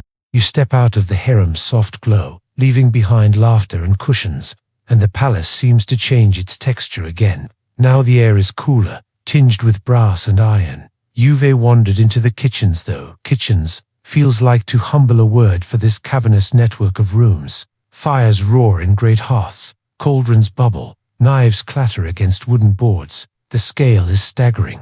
It takes hundreds of cooks to feed the palace, and still, amid the roasting meats and boiling stews, there it is again, the unmistakable aroma of coffee drifting like a secret ribbon through the smoke. You follow it into a smaller chamber, a room reserved for the Kavesa Baka, the chief coffee maker and his team. They are the most envied and feared men in the kitchens, and possibly the entire palace, since they prepared the Sultan's personal brew. Imagine working at Starbucks and knowing one wrong stir could end your career permanently. That's the kind of tension simmering in this room. A historical fact to anchor you here. By the 16th century, the Ottomans had formalized a coffee hierarchy in the palace kitchens. At the top was the Kavesi Baka, often chosen for his loyalty and discretion. Beneath him were apprentices who roasted, ground, and brewed. This was not just food service. It was a political trust. The Kavesa Baka often became a confidant, listening silently while delivering cups, absorbing secrets no scribe would dare write down. You notice how carefully the beans are treated. They're roasted slowly over charcoal, ground in brass mills, and simmered in long-handled copper pots. Each step is deliberate, almost ceremonial. The apprentices hardly speak, except for the occasional muttered correction. You wonder how many lifetimes it would take to perfect a skill that measured not in minutes, but in bubbles of foam. Historians still debate whether the Kvesebok's role extended into spying, or if his presence at key moments simply gave him an undeserved reputation as a palace informant. But when a man stands silently in the room during private conversations and delivers steaming cups at precisely the right time, it's hard not to imagine he hears more than he should. Here, a strange tidbit for you. Some palace kitchens recorded a superstition that if coffee grounds spilled onto the floor, it foretold unexpected visitors. Perhaps it was coincidence, or perhaps it was a sly way for apprentices to excuse their clumsiness.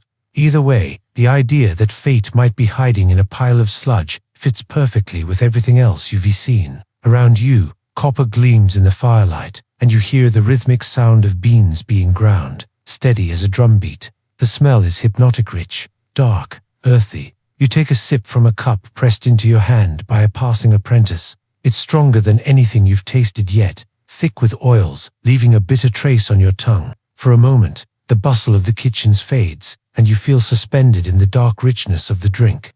Then a pot clatters to the floor, breaking the spell. Apprentices jump, scrambling to clean up, muttering about omens and curses. The Kvesebaka barely glances at them, but his raised eyebrow carries the weight of doom. You realize that in this palace, every cup matters, every gesture is watched, every mistake remembered.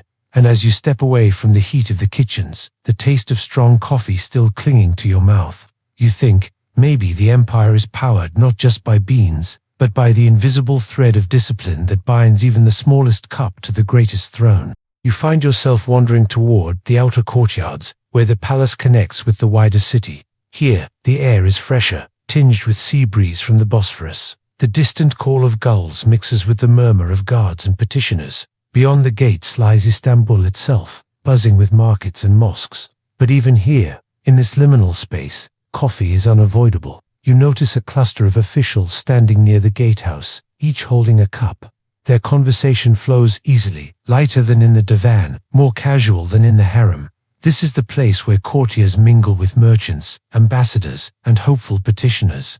Deals are hinted at, favors requested, alliances quietly rehearsed at. Always, over coffee. If the divan is the empire's official brain, this courtyard is its nervous system, buzzing with endless signals. A historical fact emerges clearly here. The Ottomans introduced coffee into Istanbul around the mid-16th century. When the first coffee houses opened in the city, these quickly became gathering spots for merchants, poets, and politicians, so much so that officials occasionally tried to shut them down, fearing too much gossip and subversion. Yet coffee refused to be banished. It became the lifeblood of public life. The palace courtyard, in many ways, mirrored the city's own rhythm. You overhear an ambassador praising the coffee's quality, remarking that it rivals anything he's tasted in Venice. Another mutters that his wife claims the grounds can predict when he'll be promoted, though she has yet to be accurate. The guards nearby chuckle softly, careful not to let the mirth rise too high. Historians still debate whether the early Ottoman ban on public coffeehouses was truly about religious objections, or if it was merely political fear dressed in moral clothing. Either way, the bans never stuck. Coffeehouses thrived, and the palace itself remained the most caffeinated space of all. For your obscure tidbit, in some parts of the empire, women could legally cite a husband's refusal to provide coffee as grounds for divorce. Imagine a marriage contract hinging on daily caffeine delivery. Its oddly poetic love may fade, but coffee must remain. You sit on a stone bench, cradling your own cup. The breeze cools the steam, and you watch as a petitioner bows deeply, slipping a bribe into a guard's hand. The guard accepts, then gestures toward a waiting official. The ritual is as smooth as the pouring of coffee, as if corruption itself has learned to move at the pace of caffeine. Beyond the gates, you glimpse the city, its domes and minarets, its crowded bazaars, its own river of gossip running parallel to the palaces. The line between the two is thinner than you expected. The palace may seem sealed off, but in truth, it breathes with the same rhythm as the streets outside. Sip, whisper, bargain, repeat. You lean back, the sea air cool against your face, the bitterness of coffee warming your throat. Somewhere above, a gull cries, sounding suspiciously like laughter. You realize you've been moving in circles through chambers, gardens, kitchens, and now courtyards, but always returning to the same conclusion. Here, coffee is never just a drink. It's a currency, a signal, a password into the empire's endless conversation. And as another ambassador begins his performance of polite compliments, you sip again, letting the bitterness fade into warmth, and think, maybe history itself is nothing more than a long string of coffee breaks, dressed up as serious business. The palace seems to draw you upward now, as though nudging you gently toward the high terraces. You climb a flight of marble steps, the banisters cooled beneath your hand, until you emerge onto a balcony overlooking the Bosphorus. The view stretches endlessly, ships bobbing on silver waves, seagulls wheeling against the pale sky, the distant hum of a city that never sleeps. You breathe in the salty air, but even here, far above the courtyards and kitchens, a servant appears as if conjured, balancing a tray with a familiar glimmer of porcelain cups. Of course, coffee follows you everywhere like a clingy cat. Here, the courtiers relax slightly, robes loosened, turbans tilted just so, as though the altitude itself grants them permission to unwind. They sip slowly, letting the wind carry their words into the sky. But don't be fooled. Even this terrace, with its breeze and breathtaking view, is part of the palace's theater. Gossip floats as easily as the seagulls. Did you hear the French ambassador sneeze during the Sultan's procession? One man says, eyes twinkling. Another leans in, lowering his voice. They say the chief coffee maker was seen entering the harem at night. Gasps ripple across the terrace. Though you know better by now, it's all part of the endless echo chamber. A historical fact anchors you. The Ottomans often used these terraces for ceremonial receptions of foreign envoys. Imagine stepping onto this balcony as a nervous ambassador, dazzled by the view, dazzled by the wealth, and then handed a cup of coffee so rich it made your own homeland feel a little provincial. This was soft power. Centuries before anyone coined the phrase, coffee as diplomacy, poured in porcelain so delicate it might as well whisper, "Welcome to the empire. Please admire the view, and remember who controls the beans." Historians still debate how much these terraced rituals truly impressed visiting dignitaries. Were they awed into cooperation, or did they grumble privately about the endless cups and endless waiting? Accounts vary. Some envoys returned home praising Ottoman hospitality. Others muttered that the palace was all foam, no substance. You sip your cup, noting that the foam is, in fact, rather perfect, and think they might have been too harsh. Your obscure tidbit: in some Ottoman courts, it was considered extremely rude to refuse a cup of coffee, no matter how full you were. Doing so suggested you were rejecting the host's friendship. There are tales of ambassadors forcing down their seventh cup in one sitting, eyes twitching, smiles plastered, hearts racing. Imagine diplomacy fueled by over-caffeination. Yes, yes, we agree to your treaty. Just please, no more cups. The sea wind cools your face, carrying the murmur of waves. You lean against the railing, porcelain warm in your hand, the city stretching far below. It occurs to you that the palace isn't simply a fortress of power. It's a stage. Each chamber, each courtyard, each terrace is a scene, and coffee is the prop that appears in all of them. Without it, the performance would falter. You take another sip, the bitter liquid grounding you against the dizzying view. Around you, courtiers laugh a little too loudly, whisper a little too softly. You realize that up here, above the bustle, the gossip feels thinner, more fragile, like the foam that clings to your cup. But it's still there, always there. And as the sun dips lower, turning the Bosphorus into a sheet of gold, you feel both soothed and faintly amused. This empire runs not only on armies and taxes, but on the delicate art of drinking coffee with a view. Descending from the terraces, you find yourself winding through narrower corridors. The tiles dim in the flickering lamplight. The air grows heavier, quieter, until you emerge in a chamber reserved for the palace musicians. The sound reaches you first, soft plucking of lutzi, the gentle breath of a ney flute, rhythms that sway like the Bosphorus itself. And yes, even here, amid music and melody, coffee flows. The musicians sip between songs, their fingers curling around tiny cups, before returning gracefully to strings and reeds. You sink into a cushion near the wall, letting the music wash over you. It's slow, hypnotic, the kind of tune that blurs the line between waking and dreaming. The coffee in your hand feels like part of the score, its warmth matching the rise and fall of the melody. A historical fact rests here. Music was not merely entertainment in the Ottoman palace. It was a cultivated art, tied to education and ceremony. Musicians were trained within the Ender school, and coffee often accompanied these sessions. Think of it as the empire's original jam session with snacks. Except the snacks are liquid, bitter, and politically charged. The musicians exchange glances as they play, slipping into improvisation. Their whispers between notes remind you of the gossip in other chambers soft to hear, perhaps, but still present. One leans over his instrument and murmurs about a court poet's latest verses, another about a concubine who sang so beautifully she reduced a vizier to tears.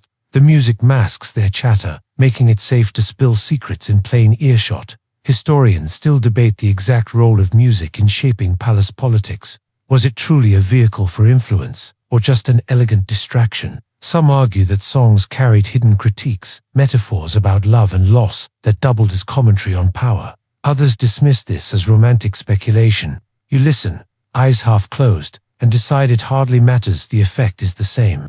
Music lulls, coffee sharpens, and together they weave a spell. Your obscure tidbit: some Ottoman musicians believed that coffee enhanced not only their wakefulness, but also their creativity. There are scattered notes in manuscripts describing how a bitter cup before performance sharpened the ear, steadied the hand, and lifted the spirit. A primitive form of what you might call today performance enhancement. Though, unlike modern stimulants, at least this one left behind a fortune-tellable residue. The ney, flute size, long and mournful, like a breeze through reeds. You sip your coffee, the bitterness clinging to your tongue, and feel the music ripple through you. The chamber is dim, the oil lamps painting shadows on the walls, and the line between sound and silence feels fragile. As the final notes fade, the musicians smile faintly, reaching once more for their cups. They drink slowly, savoring both the coffee and the silence left behind. You realize that here, in this quiet chamber, the empire breathes differently, not through proclamations or negotiations, but through melody and foam. You close your eyes for a moment, the warmth of the cup and the softness of the music folding around you like a blanket, and you think, perhaps the empire doesn't only govern through words and swords, but through the quiet power of a song paired with coffee, echoing gently in the night. The music lingers in your ears as you wander onward, deeper into the palace's labyrinth. The sound of strings and flutes fades, replaced by something subtler, the soft shuffle of slippers, the faint splash of water. You've stumbled into the hammam, the palace bathhouse. Steam curls upward, wrapping the tiled domes like a veil. The air smells of soap, rosewater, and you guessed it, coffee, because apparently not even bathing was immune to the empire's caffeinated touch. Attendants glide about with towels, bowls, and trays. You watch as one sets down a cup on the marble edge beside a reclining courtier, who accepts it without moving more than a finger. Imagine sipping scalding coffee while sitting in a room that's already hotter than a summer afternoon in Istanbul. Yet here, it seems perfectly natural, as though sweat and caffeine were destined to be companions. A historical fact soaks into the steam. Hammams were not only about hygiene, they were social and political spaces. Within the palace, they became venues for informal meetings. Officials and courtiers might share a soak and a cup, plotting alliances while pretending to discuss soap recipes. The bathhouse, in other words, was less spa retreat, more gossip incubator with extra humidity. Voices drift through the steam, hushed but audible. One man mutters about grain prices, another about a scandal involving a falconer's apprentice. The details are hazy, much like the air itself, but the rhythm is familiar. Sip, whisper, laugh, repeat. You realize that gossip adapts easily, slipping through steam just as it slips through marble corridors. Historians still debate whether these hammam conversations carried real weight in decision-making, or if they were simply idle chatter dressed in importance. Did a war truly hinge on a sweaty conversation in the steam room, or were the bathhouse whispers merely the empire's version of water cooler talk? The ambiguity is as thick as the fog around you. Here's your obscure tidbit. Ottoman hammams sometimes offered coffee mixed with sherbet, a sweet, fruity drink. The pairing might sound odd, but apparently the contrast of bitter and sweet was considered refreshing. Picture it as the 17th century equivalent of ordering a double espresso alongside a scoop of sorbet. You lower yourself onto a warm marble bench, the stone radiating heat into your bones. An attendant places a cup in your hand. the porcelain slick against your damp fingers. You take a sip. The bitterness cuts through the heaviness of steam, grounding you in the haze. Your shoulders sag, your eyelids grow heavy, and you think, perhaps coffee in the hammam isn't about refreshment at all. It's about balance, heat and bitter, sweat and sip, body and mind. The murmurs continue, floating lazily through the fog. Somewhere, a man chuckles softly, the sound muffled like a secret shared under a blanket.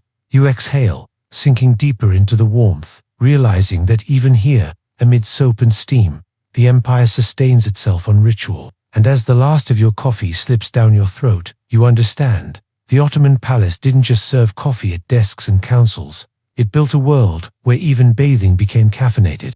Leaving the hammam, you return to cooler air, robes wrapped around your shoulders. The palace feels quieter now, as though night has settled more firmly. Lamps glow along the corridors, shadows stretch long, and the sound of footsteps grows scarce. You follow the flicker of torches until you find yourself in the treasury, chamber that seems less like a room and more like a shrine to glitter. Gold gleams from every surface. Jewels sparkle in glass cases. Bejeweled daggers, emerald-studded thrones, pearl-encrusted armor, objects that make you wonder if the palace has ever had a budget meeting or simply trusted tulips and coffee to cover expenses. And yes, tucked discreetly among the treasures is a silver coffee set, its tray shining like a mirror, its cups resting in zarfs studded with rubies. You realize, with a wry smile, that coffee wasn't just consumed, it was displayed as treasure. A historical fact lies among the glitter. Elaborate coffee services were common diplomatic gifts in the Ottoman world. Silver pots, jewel-studded zarfs, finely painted cupsoles circulated as tokens of wealth and refinement. To offer coffee in such vessels was to make a statement.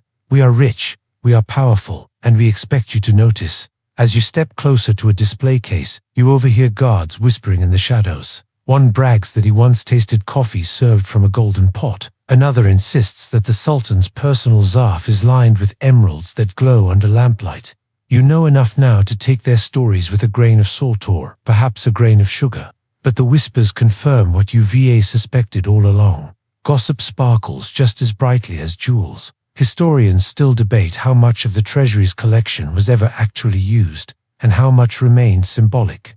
Did the Sultan really sip coffee from an emerald-studded zarf, or was it simply locked away to impress the occasional ambassador? The record is hazy, though the temptation to imagine it is irresistible. Here is your obscure tidbit. One 17th century account claims that certain zarfs were designed so delicately that they could shatter from the heat of the coffee itself.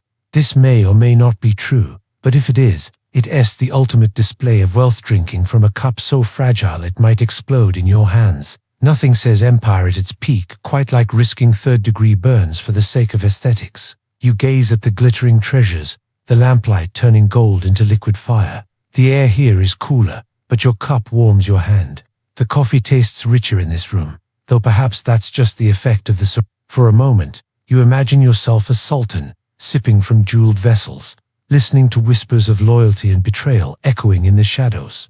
The silence deepens, broken only by the soft clink of a guard shifting his armor. You drink slowly, savoring each sip, feeling the contrast between the bitter coffee and the sweet, glittering excess around you. And as you set the cup down on a gilded tray, you think, perhaps the empire's true treasure wasn't the gold or the jewels, but the ritual itself. The way coffee turned every space from hammam to treasury into a stage, where wealth, whispers and warmth played their endless caffeinated dance. The treasury's glitter fades behind you as you wander back into the long, tiled corridors. The palace is quieter now, softer, as though the walls themselves are settling into slumber. You follow the faint aroma of roasting beans once again, and it leads you to a courtyard lit by the pale shimmer of moonlight. Here, a small group of guards gathers around a brazier, warming their hands, cups balanced casually on their knees.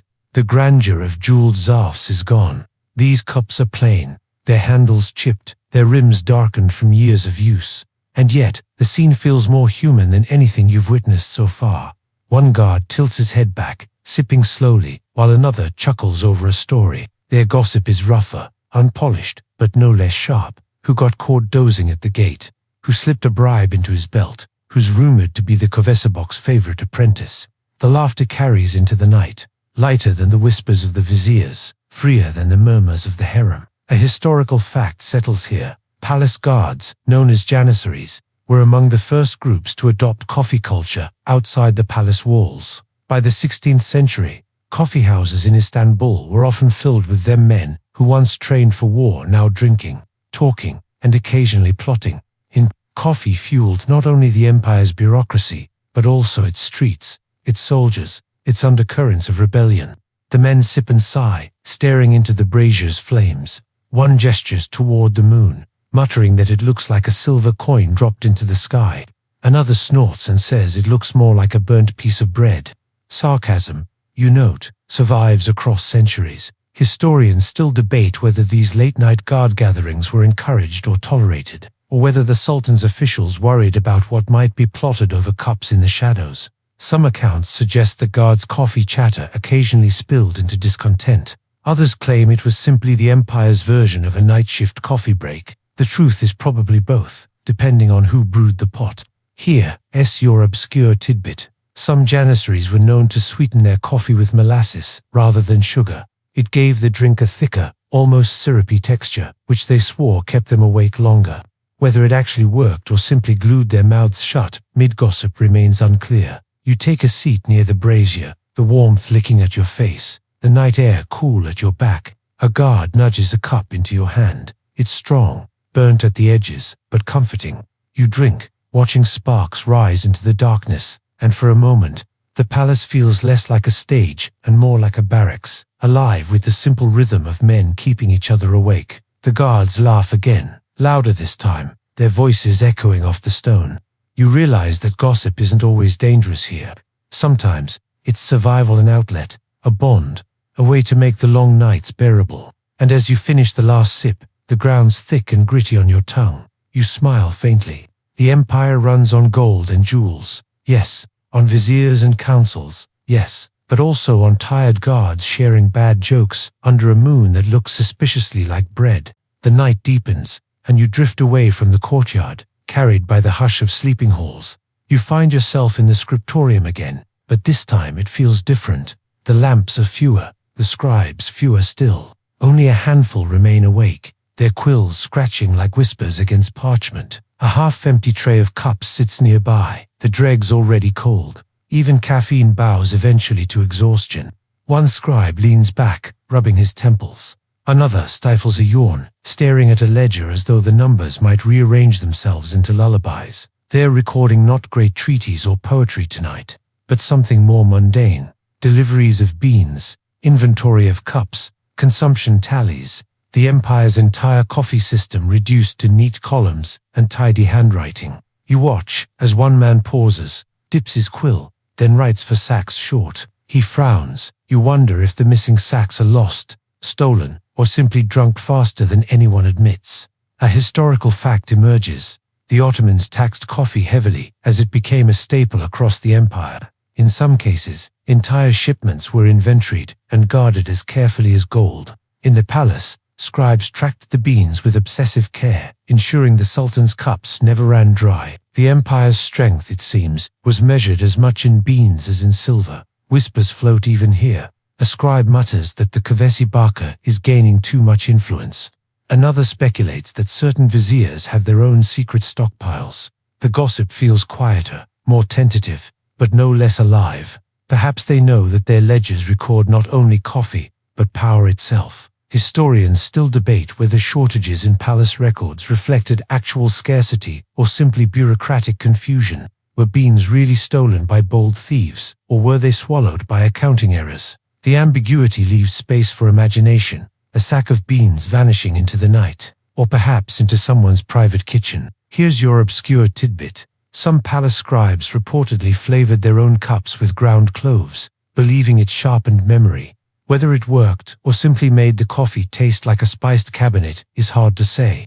You watch one scribe discreetly sprinkle something into his cup, sip, then return to his ledger with renewed vigor.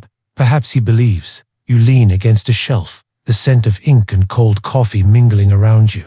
The scratching of quills is soothing, almost hypnotic. You imagine the scribes as the empire's hidden musicians, their instruments not lutes but pens, their melody not songs but numbers.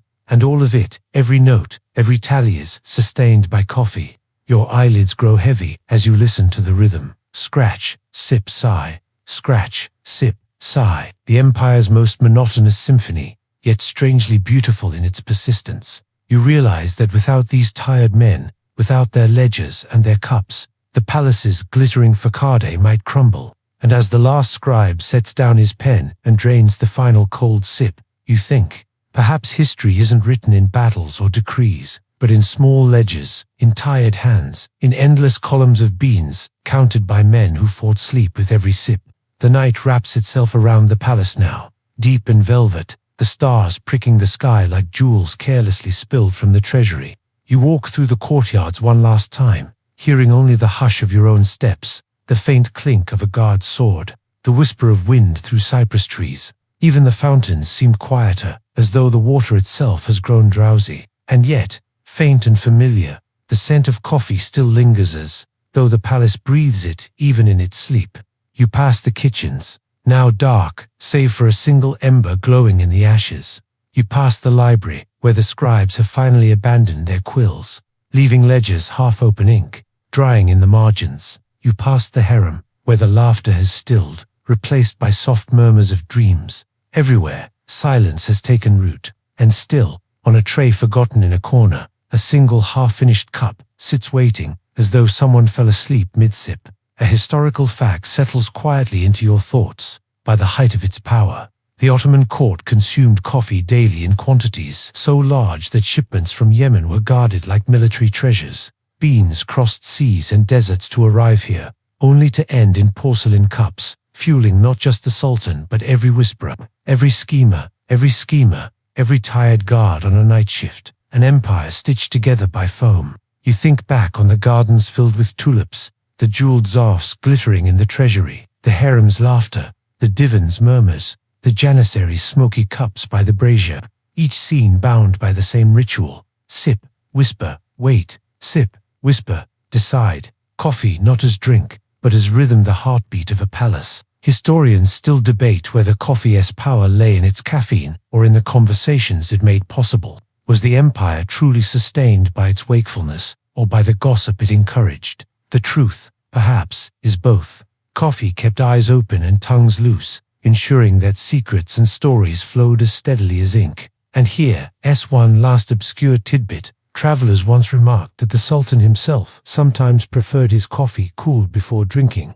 Whether this was taste, health, or simple caution is uncertain. But it's oddly comforting to imagine that even the most powerful man in the world occasionally waited for his cup to cool. Just like anyone else who's ever burned their tongue. You pause in the outer court, looking up at the stars, feeling the cool night air press against your skin.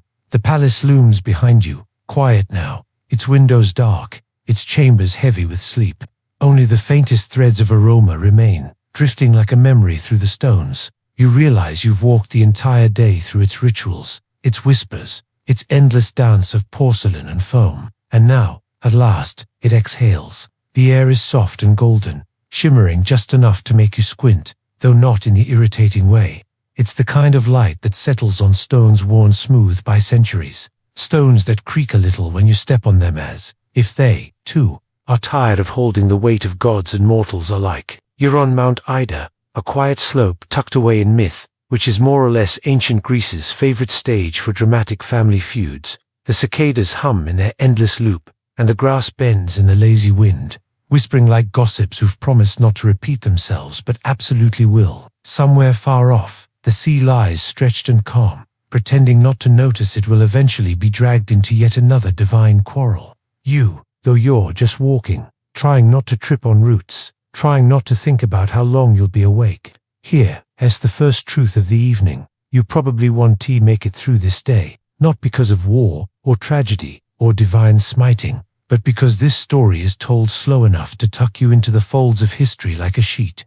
Consider yourself warned. The story begins with Hera, queen of the gods, sharp, regal, perpetually unimpressed with her husband, which is probably the most relatable detail in all mythology. Zeus, for all his thunderbolts and ego, has a weakness for wandering affairs that spark wars, awkward family dinners, and the occasional swan incident best left unmentioned.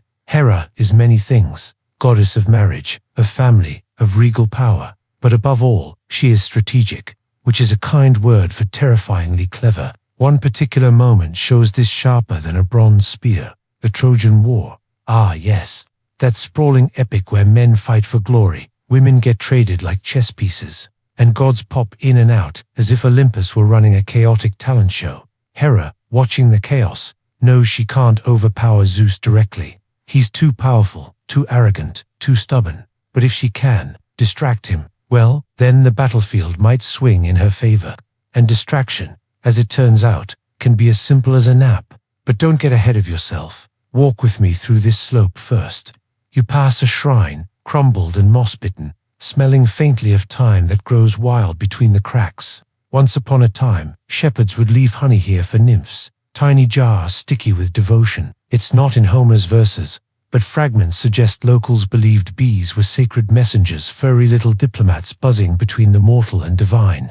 Strange to think a god might take seriously what you absent-mindedly swat away in summer. And here is your historical fact of the night. During the Greek Bronze Age, around the 13th century BCE, Mount Ida wasn't just mythic, it was a real place of worship. Archaeologists dug up cave sanctuaries filled with offerings, miniature figurines, and, oddly enough, little clay shoes. Scholars still debate whether these were meant as prayers for safe journeys or just lost items that accidentally became holy. In either case, even the ancients knew how to turn clutter into culture. The wind is cooler now, brushing your skin like the exhale of the mountain. You hear a goat bell tinkling somewhere, and you wonder how much has changed. Perhaps not as much as one would think. Hera's plan, the one involving a nap, feels oddly modern. Who hasn't tried to lull someone into sleep just to get a moment's peace? Who hasn't realized that sometimes the mightiest act of rebellion is whispering? Close your eyes. Now let's ease into tonight's journey, where Hera, with a little charm, a borrowed belt, and some borrowed patience, will quietly outwit thunder itself. You keep climbing, but it isn't rushed. Your pace matches the rhythm of the tale, slow, deliberate, like a drowsy heartbeat after wine. The path curls upward, and each step feels padded, softened by centuries of footsteps long gone. A shepherd might have walked here, a priestess, too, balancing a bowl of offerings on her head with a skill you will absolutely never master. The sky above is wide and pale, a stretched canvas waiting for its brushstrokes of story. Hera, in this moment of myth, decides she must intervene in the Trojan War. The Greeks, those heroes with excellent jawlines but questionable decision-making, are faltering. The Trojans are gaining ground, and Zeus is very much in favor of letting them. He believes in destiny, in balance, in watching mortals squabble like ants over sugar. Hera, however, believes in tipping the scales, especially when the scales involve Paris, that shepherd prince who once judged her less beautiful than Aphrodite. You remember Paris, the man who made a decision about goddesses that no sane person would ever volunteer for. Hera hasn't forgotten. Gods rarely do, so she hatches a plan. She will distract Zeus so thoroughly, so sweetly, that he will fall asleep. And while he dozes, the battlefield will tilt. It's not a frontal assault, not a thunderbolt duel. It's strategy, it's patience, it's marital diplomacy disguised as seduction. But there's a problem. Hera knows Zeus too well. You can't just flutter your eyelashes at the king of gods. He's seen it all, literally. She needs help. And who better to supply divine accessories than Aphrodite? So Hera approaches her, queen to queen, with a request that sounds both daring and faintly ridiculous. Lend me your magical girdle. Yes, a girdle, not the Victorian corset kind, but a wide, embroidered belt steeped in allure. It doesn't cinch waists, it cinches desire. Anyone who looks upon the wearer is charmed, enamored, softened. It is the original enchanted accessory. And you imagine Aphrodite keeping it folded neatly in some celestial drawer, next to perfumes and seashell earrings. With this belt, Hera's plan begins to gleam with possibility. Here's your historical nugget. Belts and girdles in ancient Greece weren't just fashion, they carried symbolic meaning. A woman tying or untying her girdle was often a poetic metaphor for marriage, intimacy, or fertility. A knot in a belt could even serve as a charm for protection. Archaeologists have uncovered tiny votive belts dedicated at sanctuaries, sometimes carved from ivory, as if even mortals wanted a fraction of Aphrodite's wardrobe magic. But the obscure tidbit: ancient Greeks also believed that yawns could be dangerous. Soul might slip out if you weren't careful. So perhaps, when Hera plots to make Zeus yawn, she isn't just inducing a nap. She's dancing on the edge of divine vulnerability. Picture it: the king of gods, mouth open mid-yawn, soul hanging perilously close to floating off, while his wife quietly reroutes a war. That's multitasking. Of course, not all scholars agree. Some argue that Homer simply exaggerated the power of the girdle for dramatic flair. Others wonder if the tale is a sly commentary on gender roles, Hera using softness, intimacy, and subtlety to overpower brute strength. Historians still debate whether this was meant as playful allegory or simply a divine soap opera. You suspect it's both. Your steps bring you to a small stream, trickling lightly over stones, cold and clear. You kneel, cup your hands, drink. The water tastes faintly metallic, like bronze left in the rain. Perhaps warriors once drank here, hoping to channel strength before battle. Perhaps gods once dipped their toes here, invisible to human eyes. The sound of the water is steady, hypnotic. You smile faintly at Hera's strategy. Imagine explaining it in modern terms. To win a war, I borrowed a belt, flirted with my husband, and made him take a nap.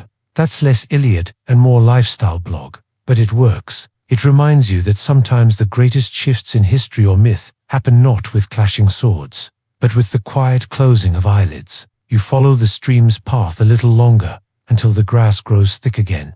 The mountain exhales around you, and you begin to feel the tug of Hera's own sleepy magic, as if the story itself is folding into drowsiness. The hum of cicadas thickens, and you know the Queen of Gods is just getting started. The stream winds away behind you, like a ribbon being pulled back into the earth. The slope grows gentler, and the air takes on that faintly herbal scent of sunburnt sage and thyme, as if the whole mountain has been simmering itself in a divine tea.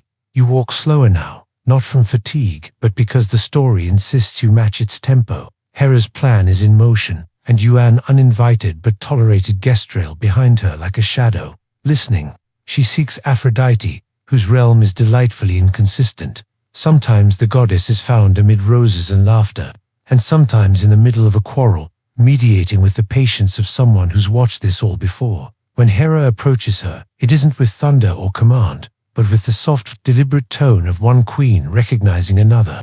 You imagine the scene. Hera, stately in her peacock-feathered aura, requesting a favor that sounds scandalous even by divine standards. Aphrodite, lend me your girdle. And here is the humor. This is one of those moments in myth where the most powerful weapon on the battlefield is essentially lingerie. Not spears, not ships, not armies, a belt, which makes you wonder if perhaps humanity has always misunderstood power, confusing noise with influence. Hera knows better. She doesn't need to shout when she can whisper. Aphrodite agrees, why not? It's almost sport to her. She hands over the embroidered girdle, humming some divine tune, perhaps imagining the chaos it will cause. She doesn't ask why, because in Olympus, you rarely want to know the why. Asking why is how mortals end up turned into trees. Your historical fact tonight: in Homeric poetry, the gods often lend each other objects that embody their powers: Poseidon's trident, Athena's aegis, Hermes' winged sandals. But the girdle is unique. It symbolizes not brute force, but persuasion, charisma, the kind of influence that can tilt a king's mind or soften the hardest resolve. It's as though the ancients wanted to remind us, sometimes it I sent T the hammer, but the smile that reshapes the world. And the obscure tidbit: in some regions of ancient Greece, brides wore belts knotted so intricately that only their husbands were meant to untie them. The knots were sometimes called Herculean knots, because, of course, nothing says romance like comparing your wedding night to untying a demigod's gym equipment. You pause at a shaded grove, where olive trees twist like dancers, their silver-green leaves flickering in the light. The wind hushes here, quieter, as if even nature is leaning in to hear the next part. Hera takes the girdle, ties it around herself, and the world shifts.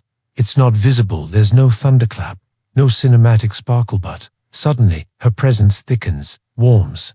You don't just see her, you feel her, like the heavy sweetness of honey hanging in the air. Some scholars wonder whether Homer intended this moment as satire after all, the queen of the gods, reduced to borrowing accessories to get her husband's attention. But perhaps it isn't reduction at all. Perhaps it's elevation. the knowledge that subtlety can move mountains. Historians still debate whether Hera is portrayed here as manipulative or masterful. You suspect the two words might be the same. And so, girdle in place, Hera prepares to approach Zeus. She knows him well enough to know the plan will work. After all, she has centuries of marriage experience, and if anyone knows when her husband's guard drops, it's her. You keep walking. The grove opens, and you find yourself at a clearing with flat stones arranged in a rough circle. Maybe once an altar stood here, the kind where priests burned incense until the sky itself smelled of resin and pine. Now, it's empty but for the hum of bees. You can't help but notice the symmetry. Hera borrowing Aphrodite's charm, Aphrodite lending it with amusement, Zeus waiting unknowingly, and you, standing in the circle of stones, caught between story and sleep. A thought drifts in. Imagine if modern conflicts could be solved with naps. Imagine generals negotiating ceasefires by lending each other pillows. Imagine entire summits derailed because someone slipped into dreamland after lunch. Ridiculous. Yes, but Hera's plan is proof that it only takes one drowsy god to shift the course of history. And as you leave the clearing, with the faint scent of resin still lingering, you feel the story pulling you closer to its heart. Hera is ready. The girdle is tied. And Zeus, poor, oblivious Zeus, is about to be outmaneuvered by a nap. The mountain seems softer now, its edges rounded, its stones cushioned by moss. Even the cicadas quiet, as though they, too, sense the queen of the gods slipping into her role. You step lightly, as if following Hera into the chambers of Olympus itself. Picture it, Zeus reclining, proud, eternal, the sky itself wrapped around his shoulders. He is the kind of presence that demands awe, even when he is doing something as mundane as adjusting his seat. Around him, clouds curl like obedient dogs. He's distracted, of course, his gaze fixed on the Trojan plain below, where mortals clash and cry and clatter their bronze armor. To Zeus, war is both chess and theater. He lets it run its course, not out of cruelty, but because he enjoys the spectacle. Hera knows this. She enters not as the wrathful goddess of marriage, but softened, adorned, radiating an irresistible glow. The girdle works instantly. You imagine it like perfume that fills the room before she even speaks. Zeus turns his gaze from the battlefield, and for a moment, just a heartbeat, the greatest of gods forgets his war. Here's your historical anchor. In Homer's Iliad, Book 14, this very scene unfolds. Hera approaches Zeus on Mount Ida itself, the same slope you've been tracing in your steps. Their union is described, not in crude detail, but in the lush, symbolic language of Desirantil. At last, Zeus falls asleep. It is one of the rare times the king of gods is utterly vulnerable, undone not by a rival, but by his wife's cunning patience. But let us pause for the obscure tidbit. Ancient Greek couches, the kind gods recline upon, were designed at an angle, with armrests that doubled as little head pillows. Archaeologists even uncovered couch frames with delicate bronze fittings shaped like animal paws. In other words, Zeus didn't just doze off on some cloud floor. He napped in style, with furniture fit for eternal lounging. Hera, having charmed him into drowsiness, smiles. It's not a cruel smile, it's a practical one. She isn't striking him down. She isn't humiliating him. She's doing what wives across time have done, securing a little peace by orchestrating bedtime. You can almost hear her whisper, "Close your eyes, deep. The war will still be there when you wake." Historians still debate whether this passage was meant to flatter Hera, portraying her as tactically brilliant, or to undermine her, painting her as manipulative. But lying here in the story's quiet, it seems more like a reminder that even gods are susceptible to the gentlest of tactics. Rest. You walk past another shrine, this one more intact. The carved stones show faint outlines, maybe once of gods, maybe of animals, maybe both. The details are worn away, but the intent remains. Reverence. Someone once stood here, bowed, and asked for favor. Maybe they asked for rain, maybe for victory. Maybe, like Hera, they asked for just a moment of stillness. And here comes the ironic thought. Zeus, Lord of Storms, undone not by thunder but by the divine equivalent of a bedtime story. Imagine being the king of gods and realizing that your Achilles' heel is, in fact, your own eyelids. That's not myth, that's comedy. The mountain air thickens, wrapping you like a blanket. Hera leans into her plan, and Zeus, mighty and eternal, begins to drift. His head grows heavy, his eyes close. The war fades from his view. The girdle hums quietly around Hera's waist, its embroidery alive with the satisfaction of a plan well executed. And you, still walking, feel the edges of the tail blur, as though you too are being led gently toward a nap. The goddess has succeeded on the battlefield, unseen but waiting, is about to shift. The hush of the mountain deepens, as if Olympus itself has decided to dim the lights. You keep walking, though the path now feels less like stone and more like a long, cushioned hallway, the kind of corridor that leads not to a room but into the folds of a dream. Somewhere above, clouds have rolled over Zeus's eyes. He is asleep gloriously, helplessly asleep, and the world, for a moment, belongs to Hera. She moves quickly, though not hurriedly. Queens do not rush. She steps lightly, leaving behind her husband, dozing on his angled couch, blissfully unaware that his authority has just been placed in sleep mode. Down below, the battlefield continues. Bronze clatters, spears glint, shields press. Hera leans over the edge of the world to tip the balance. She whispers to Poseidon, Lord of the Sea, that now is the time to intervene, and Poseidon, ever restless, seizes the chance. The Greeks surge forward, roaring like waves against cliffs.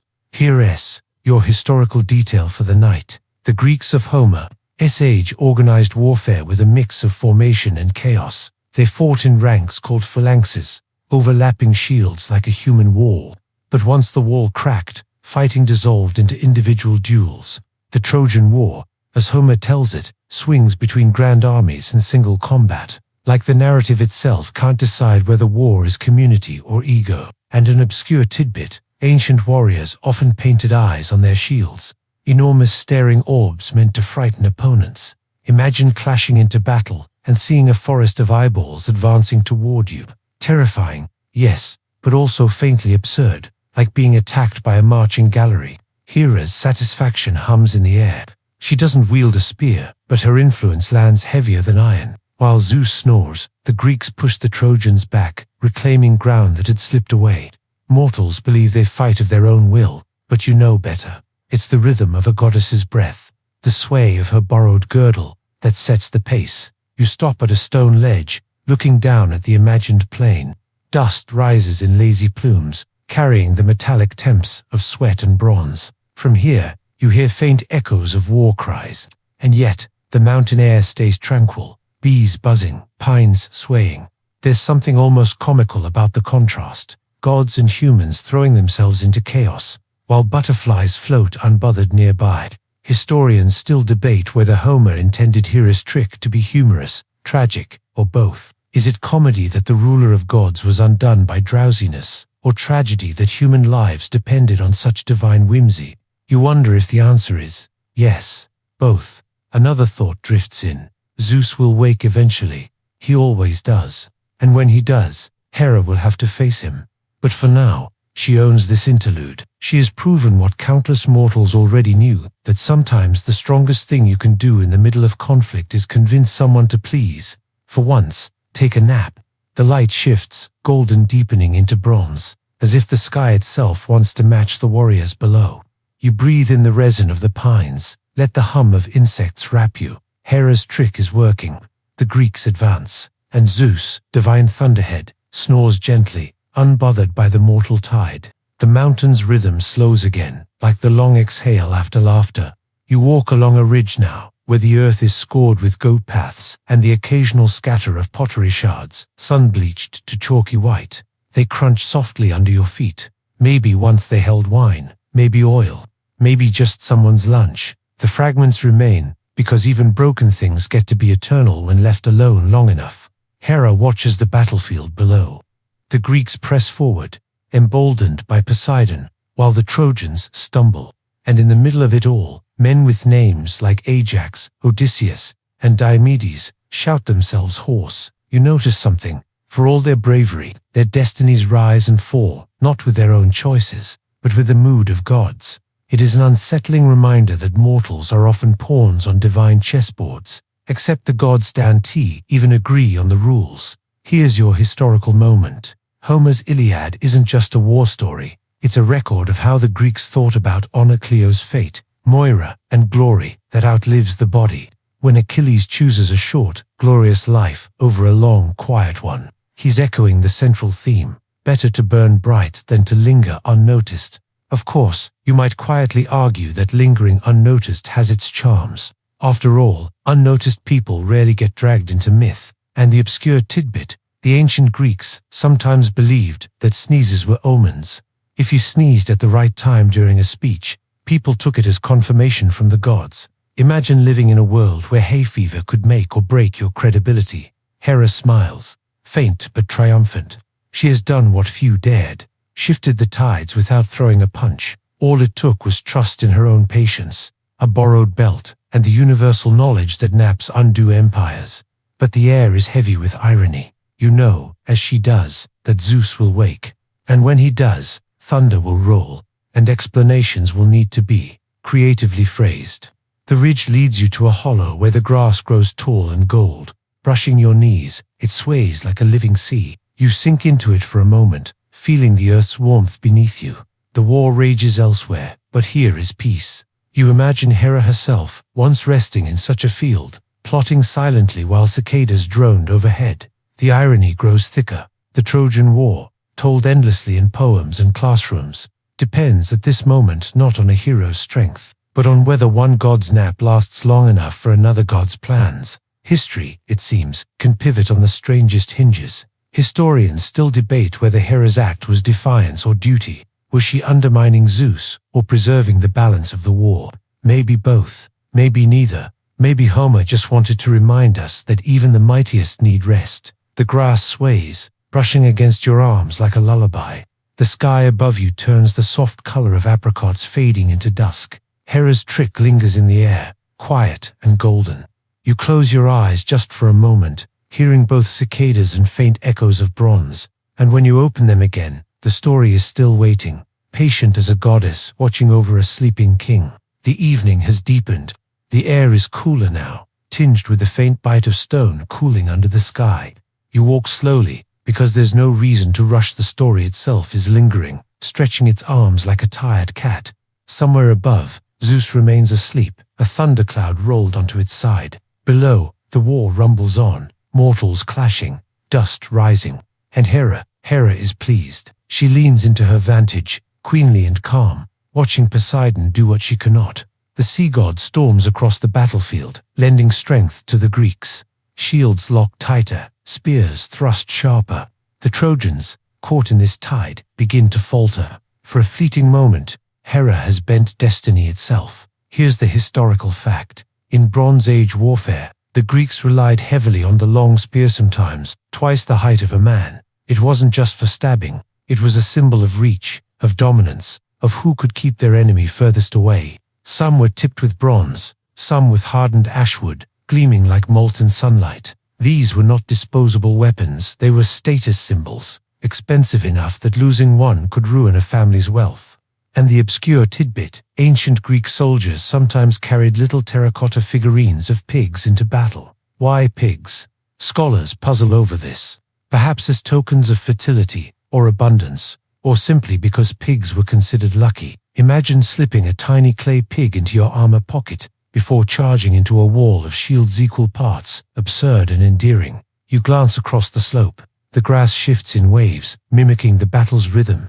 But here, away from bronze and shouting, it feels almost comic. The gods squabble above, mortals bleed below, and in between, cicadas sing without pause. Life continues. Historians still debate whether Hera Estric truly changes the war or merely delays Zeus's will. Some argue her actions are cosmetic, a brief detour before the inevitability of Troy's fall. Others argue she sets in motion the very chain of events that ensures Troy's doom. You shrug. Sometimes the answer isn't clear. Sometimes history is a long argument. Nobody really wins. You pause at a cluster of rocks, their surfaces carved with grooves. Not modern carvings, natural weathers, slow chisel, yet they look like ancient script, as though the mountain itself has tried to write its own poem about the war. You run your hand across them, cool and rough, and imagine Hera's fingers once resting here, steadying herself as she plotted, and you can't help but smirk at the irony. The greatest trick in this legendary conflict was not forged in bronze or decided in single combat. It was born from patience, persuasion, and a well-timed nap. The gods may strut, mortals may fight, but sometimes, Winning is just about knowing when to tell someone. Close your eyes, dear. The night settles deeper. Stars begin to blink awake, shy at first, then steadier. You breathe slowly. Hera watches, Zeus sleeps, and the war turns on a hinge, too small for mortals to ever notice. The stars stretch wider now, scattered like grains of salt across a velvet sky. You walk along a narrow path lined with scrubby juniper, their needles brushing against your arms. The night air smells faintly of resin, sharp but soothing, as though the mountain is slowly steeping itself into incense. Zeus still sleeps. His chest rises and falls in a rhythm steady enough to anchor the cosmos. Hera's victory is not loud. It is quiet, poised, a subtle tilt of power. And down below, the Greeks seize their chance. They drive the Trojans back, reclaiming ships, lifting their voices in victory. For now, always for now. Your historical fact. Homer's Iliad was not written down immediately. For centuries, it lived in the mouths of singers, rhapsodes, who memorized thousands of lines and performed them aloud. They added flourishes, changed phrasing, adapted to audiences. Which means every retelling was slightly different, a living, breathing text that shifted like the tide. What you're hearing tonight, just another variation in that endless chain, and the obscure tidbit. In some fragments of Greek folklore, sleep itself was personified as a minor deity named Hypnos. He lived in a cave where the river of forgetfulness flowed, surrounded by poppies and soft-winged dreams. It was said that no one, not even Zeus, could resist him forever, which makes Hera's plan even sharper. She didn't just trick her husband, she enlisted the one force that outranks thunder. You glance up at the stars again. They shimmer, but not coldly, more like tiny lanterns hung in the sky, each one a patient reminder that the universe moves at its own pace. You hear the wind rustle through the juniper, and it sounds faintly like laughter. Maybe the mountain itself is amused at this divine comedy. The king of gods, outwitted not by strength, but by bedtime. Historians still debate whether Hera's act undermines Zeus or underscores the complexity of their marriage. Some see it as rebellion, others as partnership in disguise, a cosmic balance of give and take. Maybe both. Maybe marriage itself is always a little of both, love woven with rivalry, devotion seasoned with clever sabotage. You come upon a small spring, trickling steadily into a shallow basin of stone. The water gleams in starlight, and you crouch to sip. It tastes faintly of earth and iron. You wonder how many lips, mortal and divine, have pressed to this same spring. Maybe warriors once paused here before marching down to Troy. Maybe a shepherd once led his flock here under the same stars. Maybe none of them knew that gods were shaping their fates overhead, like unseen hands moving pieces on a board. The spring's murmur lulls you, soft and steady. You lean back against the stone, letting the story hum through you. Hera holds her victory gently, like a flame cupped in her hands. Zeus, dream-heavy, slumbers on. And below, mortals shout, clash, and bleed, not realizing their destinies have been altered by nothing more than a goddess's quiet insistence. Sleep, my love. The night thickens, warm and slow.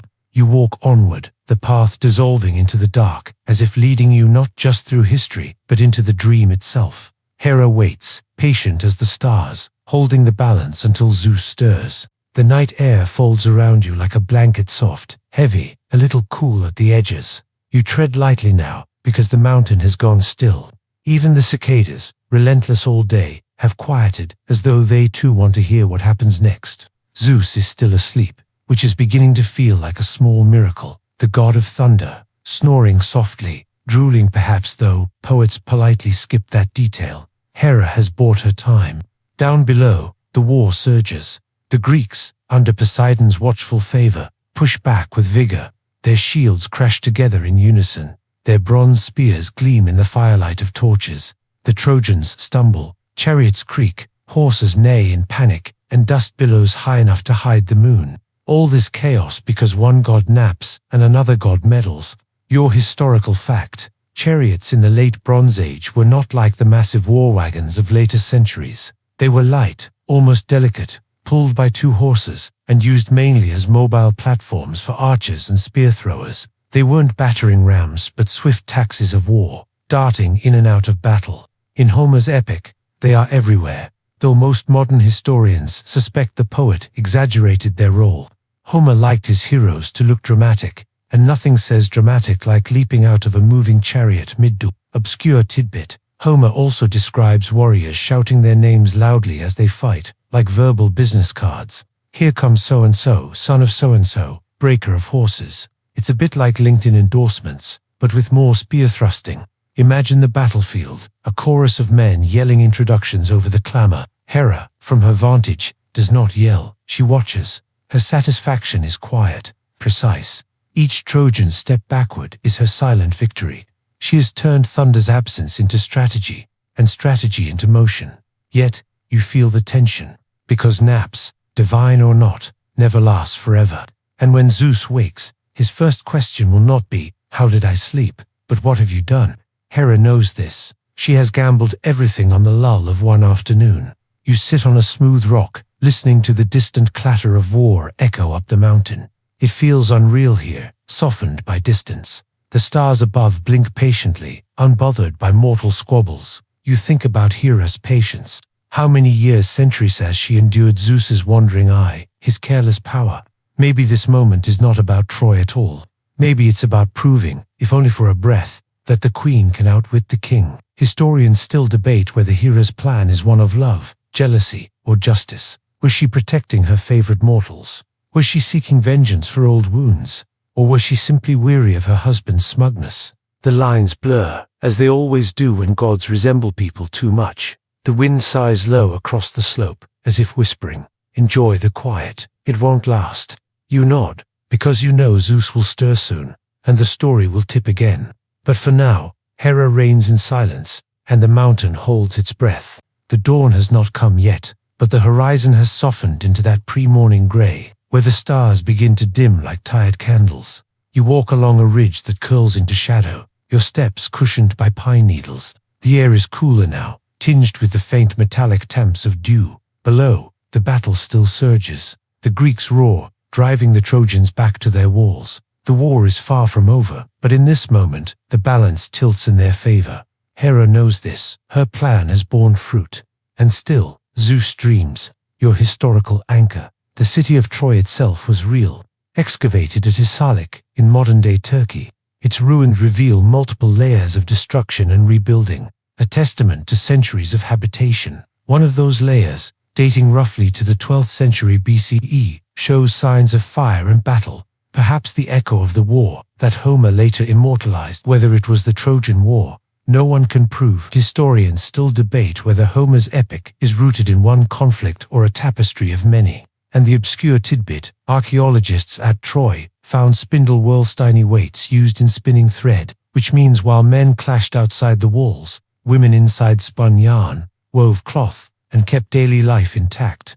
It's a reminder that even in epic wars, someone had to make sure socks existed. You stop at a bend in the path where the view widens. The plain below is ghostly in the dim light, figures moving like shadows in dust. From here, the war looks less like glory and more like ants colliding. You sigh, because distance has a way of shrinking even the grandest struggles. Hera, however, does not sigh. She watches regal and still. Her trick has worked, her timing impeccable. And yet, the edges of her victory are fragile. Sleep phrase Isili. You know this from your own restless nights. One wrong sound, one careless word, and Zeus will wake. The irony is thick. Mortals believe their courage wins wars. But tonight, their fates hinge on whether a god snores a few minutes longer. Imagine telling Achilles that. Imagine whispering to Ajax, "Your glory depends not on your spear, but on your king's nap schedule." They'd laugh, then probably stab you.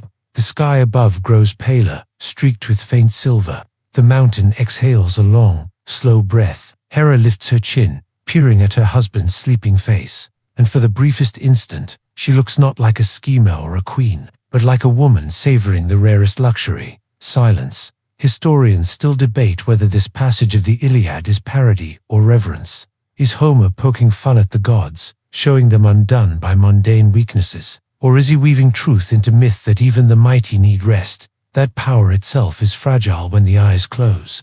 Perhaps both, perhaps neither. You lean against a pine, listening to the breeze sift through its needles. The sound is soft, hypnotic, like whispers you can't quite catch. Somewhere, Zeus stirs faintly, his breath deepening. The spell of sleep wavers. Hera presses her hand against her borrowed girdle, as if reminding herself of its promise. The war below surges louder, and you, walking slowly through shadowed pine, feel the story shifting. Dawn is coming, and with dawn, awakening. The sky ripens into lavender. Dawn is not here yet, but it is close enough to smell the cool dampness of grass, the faint sweetness of waking blossoms. You walk along the ridge, and the stones underfoot are slick with dew, each one a little mirror for the soft pre-morning light. Above you, Zeus stirs. It is not yet a full awakening, but a restless shift, the way even the deepest sleeper sometimes turns when the dream thins. Hera notices. She straightens, regal and steady, but her heartif gods even have those must-be thumping. Below, the Greeks are reveling. Their voices carry faintly up the slope, echoes of victory that seem far too confident for mortals who should know better. Chariots rattle, shields clash, and for a fleeting moment, the tide is theirs. They believe their courage has turned the war. You know otherwise. The true architect of their triumph is a queen with borrowed silk tied around her waist. Here's the historical anchor. In the Iliad, victories swing back and forth with almost dizzying regularity. One day the Trojans push the Greeks to the sea. The next, the Greeks drive them back to their walls. Scholars note that this reflects the oral tradition of the poem episodes designed to be modular, retold in different sequences by singers. War, in this telling, is not linear but tidal, forever advancing and retreating. And the obscure tidbit: ancient Greeks used to believe that owls, sacred to Athena, could predict victory. If an owl flew over a battlefield, the soldiers took it as a sure sign that Athena had blessed them. Imagine the relief of a tired warrior, squinting at a bird and declaring, "Yes, that definitely means we win." You stop to lean against a tree. Its bark is rough and smells faintly of sap, sticky where it's cracked. The wind rattles its leaves in a sound that might be mistaken for whispers. Perhaps the tree is gossiping about Hera's scheme. Perhaps the mountain itself is laughing softly, amused at how the king of gods is missing the best part of the show. Historians still debate whether Hera's interference really mattered in the grand sweep of the war. Was she changing destiny, or just delaying it? Was Zeus's nap a true shift in fate, or simply comic relief in an otherwise grim poem? You tilt your head, thinking, maybe that's the point.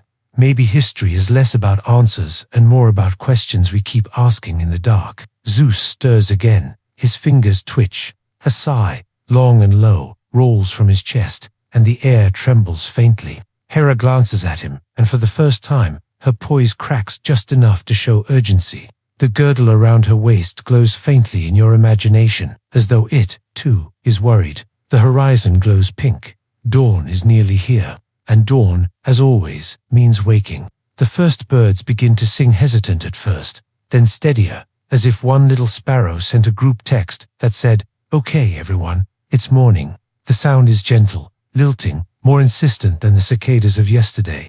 You follow the path downward now, as though walking with the light itself, into a new phase of the tale. Zeus's breathing changes. It is no longer the deep rhythm of unbroken sleep, but uneven, shifting, the threshold between dream and waking.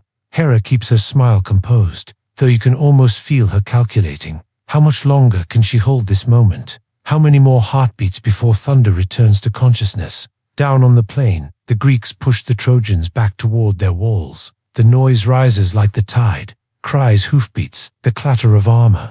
A banner falls, a horn blares, and for the first time in days, the Greeks believe fortune smiles on them. Little do they know that fortune has nothing to do with it. Their queen of gods has been stage managing behind the curtain. Your historical fact: the walls of Troy, according to legend, were built by Poseidon and Apollo themselves, when they were punished by Zeus and forced to serve King Laomedon. The irony is, sharp gods building the very fortress that mortals would later tear at for 10 long years. Archaeologists at Hisarlik have indeed uncovered massive fortification walls, some as thick as 16 feet, layered in stone upon stone.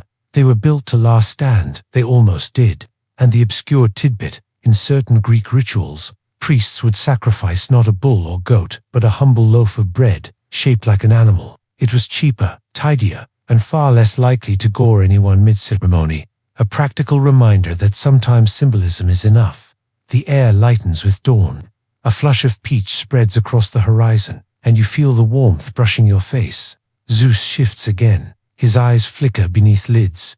Hera inhales slowly, holding on to her calm, but you can sense the tension, like the taut string of a bow. Historians still debate whether Zeus truly had no inkling of Hera's trick, or whether he simply allowed it, indulging her out of something like affection or, perhaps, condescension. The Iliad offers no answer, and scholars argue still.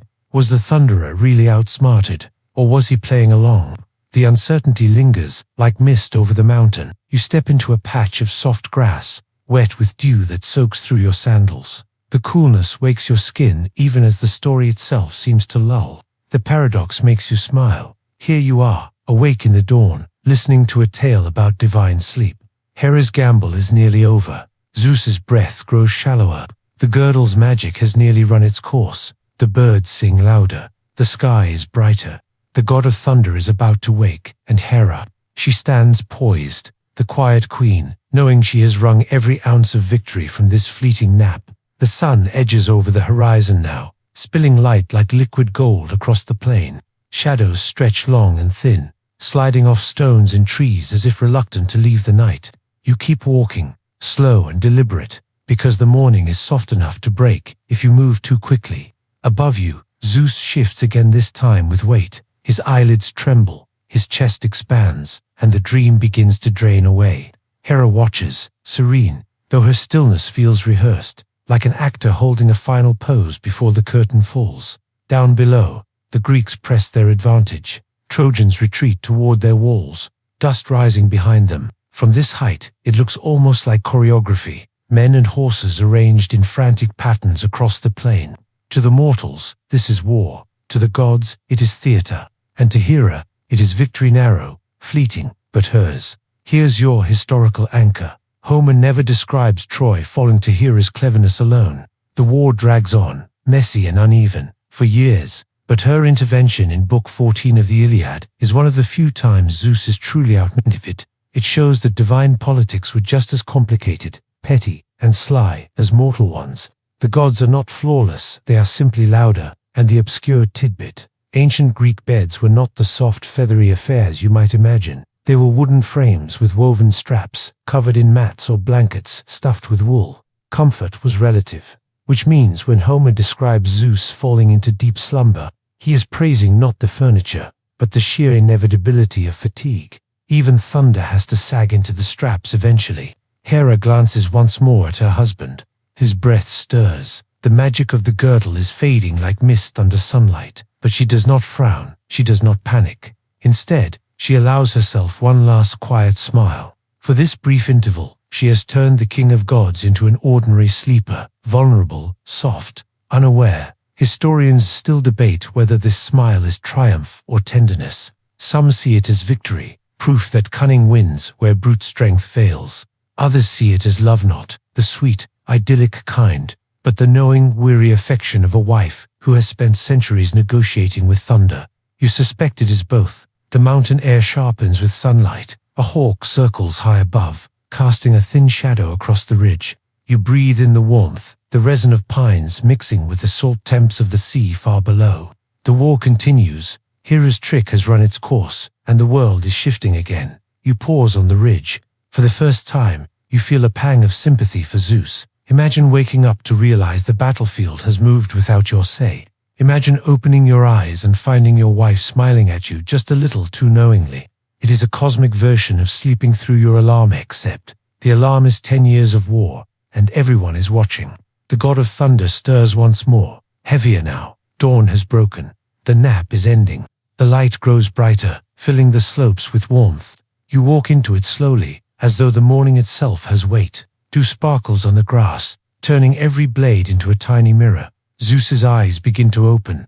The nap that changed a war is over. He blinks, groggy at first. It is almost comic, this image of the all-powerful king, rubbing metaphorical sleep from his eyes. But then his gaze hardens, and his awareness returns in a rush. He looks out over the plain, sees the Greeks triumphant, the Trojans faltering. His jaw tightens. He knows, he always knows. Hera, standing nearby, keeps her face composed, but you can almost hear the silence between them, thick and heavy, louder than thunder. Your historical fact: in the Iliad, Zeus's anger at Hera's deception is real, but he does not unleash his full wrath. Instead, he summons Iris, the messenger, and Apollo to restore balance on the battlefield.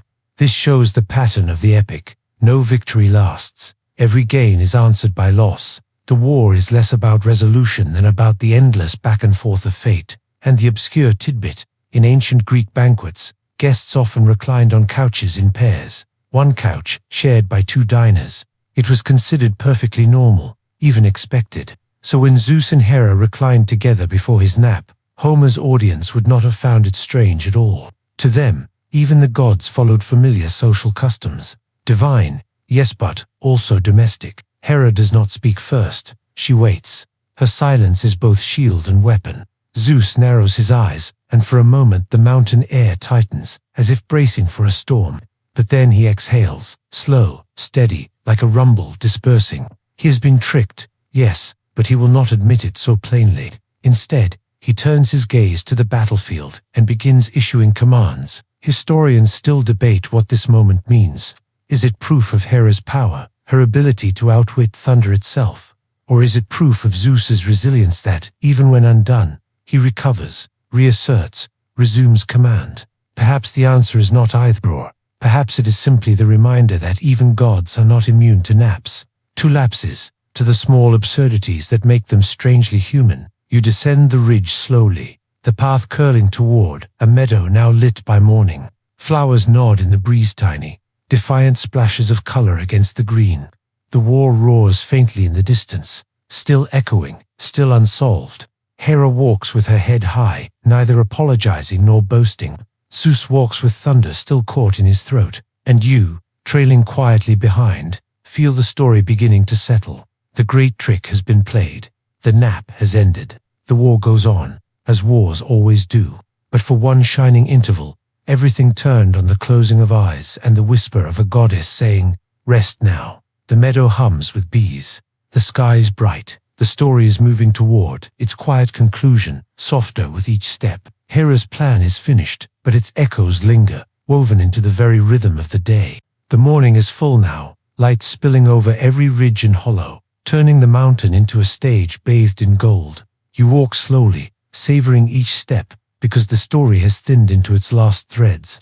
Zeus is awake, Hera is serene, and the war below resumes its endless rhythm, a chorus of bronze and dust that seems both immense and irrelevant when compared to the simple truth that once a goddess changed everything with a nap. Here's the last historical anchor. Homer's audiences did not hear these tales as fixed scripture, but as performance. Each retelling bent slightly with the singer, shifting tone, expanding or shortening scenes. Hera's trick might have been played up in one version, softened in another. The story itself was fluid, living, like water poured into new vessels. What you have heard tonight is just another vessel, shaped for slowness, for calm, for drifting eyes. And one last obscure tidbit. Some ancient Greeks believed that dreams entered through different gates. Dreams of ivory were said to be deceptive, illusions and lies. Dreams of horn, though, were thought to be true, destined to unfold. If Hera guided Zeus into sleep, one wonders, did she nudge him toward ivory or horn? Was his nap a lie or a truth? Historians still debate, of course.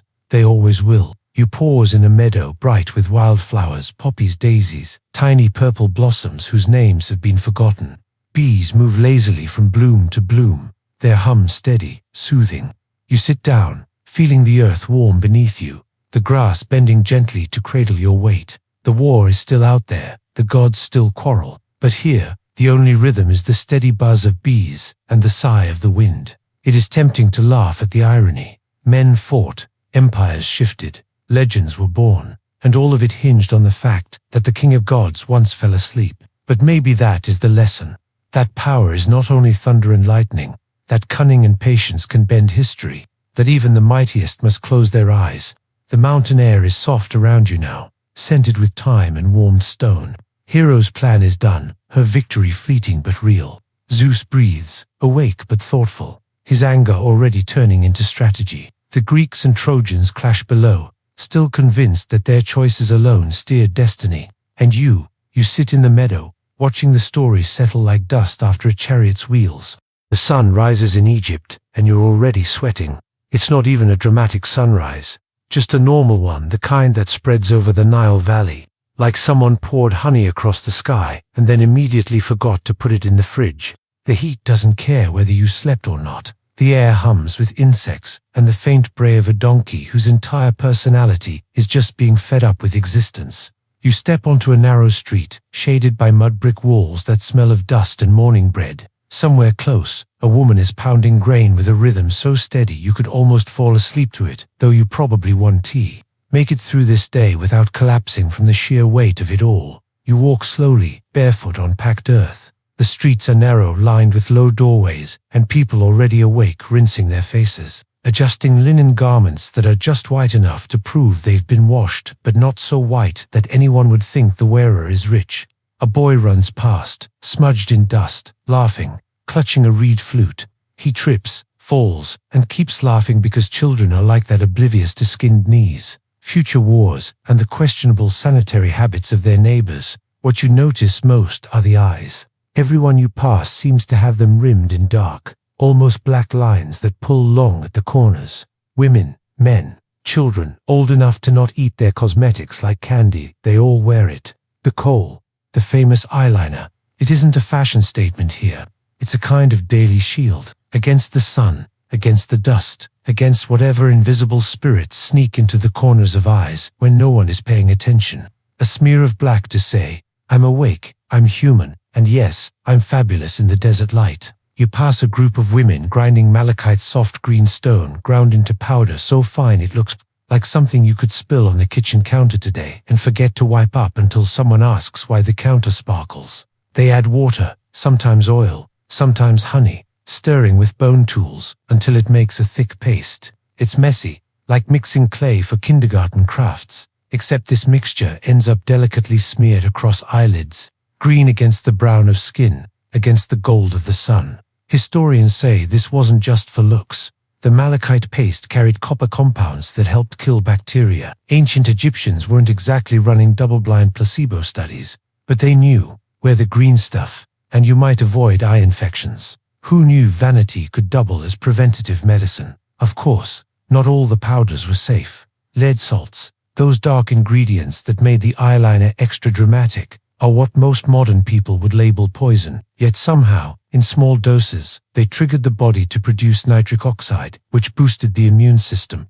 Basically, the same stuff that now appears in medical journals also happened to appear in Cleopatra's makeup box. Historians still debate whether Egyptians realized the science behind it or just noticed. Funny, when I smear this shiny rock dust around my eyes, I don't wake up crusted shut. A little coincidence that saved entire generations from pink eye. The street smells faintly of copper dust, sweat, and bread, always bread, flat and earthy, pulled from clay ovens that look like sleeping beehives. Someone yells from a rooftop, and you look up to see a man fixing a fishing net with the same care you'd use fixing a cracked phone screen today. Except here, the stakes are higher. No fish, no dinner. And then, in the corner of the street, you notice something odd. A girl playing with a clay doll. The doll has big, exaggerated eyes painted thickly in black lines, just like everyone around her. Even the toys wear eyeliner. It's not just medicine, it's identity. The donkey brays again, the river glints in the distance, and the sun keeps climbing like it doesn't care whether you prefer it to stay soft and gold. Your day in ancient Egypt has begun, and you're already feeling like maybe, just maybe, you should have reapplied your eyeliner. Now let's ease into tonight's journey. You keep walking, drifting toward the river. Because in Egypt the Nile isn't just a river, it's the refrigerator, the highway, the Instagram feed, and the town gossip all rolled into one long, green ribbon. You hear its water before you see it, a soft lapping, a wet slap against wooden boats tied to shore. People gather here in the morning like modern commuters, gather at coffee shops, except instead of espresso shots, they scoop cool water into clay jars balanced on heads with a grace that feels almost unfair. On the bank, a fisherman sits sharpening a reed spear. His eyes are rimmed in thick kohl lines, black that shines almost blue under the morning sun. He glances at you and nods as if to say, yes, this is normal. Yes, we all look like we're perpetually ready for a smoky eye photo shoot. The cosmetic ritual crosses every layer of society: kings, priests, scribes, fishermen, even the occasional cranky donkey handler. It's democratic in its vanity. The women here don't just wear the kohl, they carry it. Small tubes made of ivory or wood, tiny applicators shaped like spoons or sticks.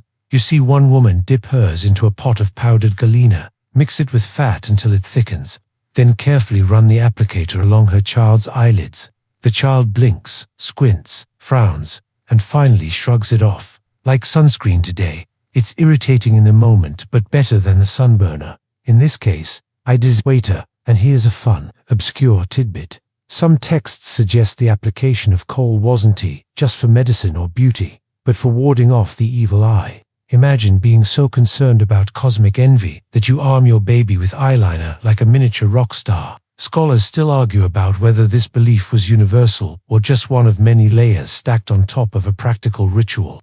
It's hard to pin down what's superstition, what's science, and what's just someone saying, well, it looks good, so why not? You lean against a palm tree and watch as a priest approaches the water. His linen is so white it practically glows. A walking laundry commercial. He scoops water in a bowl, murmurs a prayer, and yes, his eyes are rimmed in kohl, too.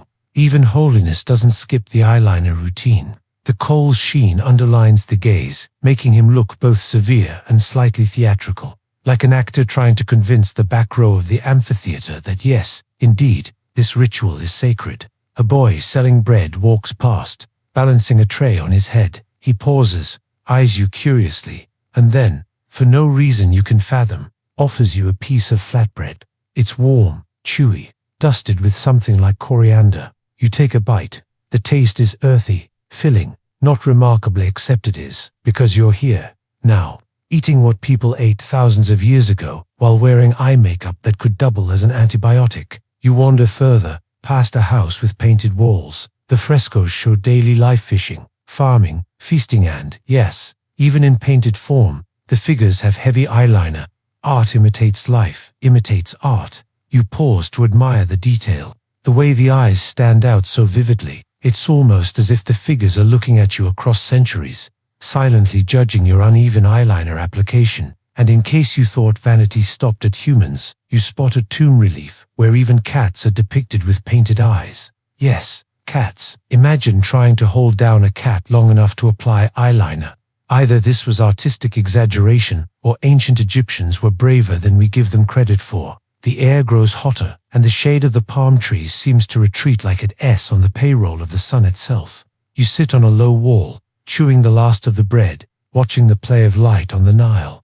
Around you, life hums, boats glide, children splash, women chat while rinsing laundry, men haggle over fish prices. All the while, the eyes-rimmed lined, shadowed watch the world with a quiet resilience. Remember the girl with the doll earlier. One passes by again now, her toy tucked under her arm, its painted eyes catching the light. You realize the Egyptians weren't just inventing makeup, they were inventing a kind of cultural mirror, one that reflected beauty, medicine, superstition, and identity all in one stroke of black powder.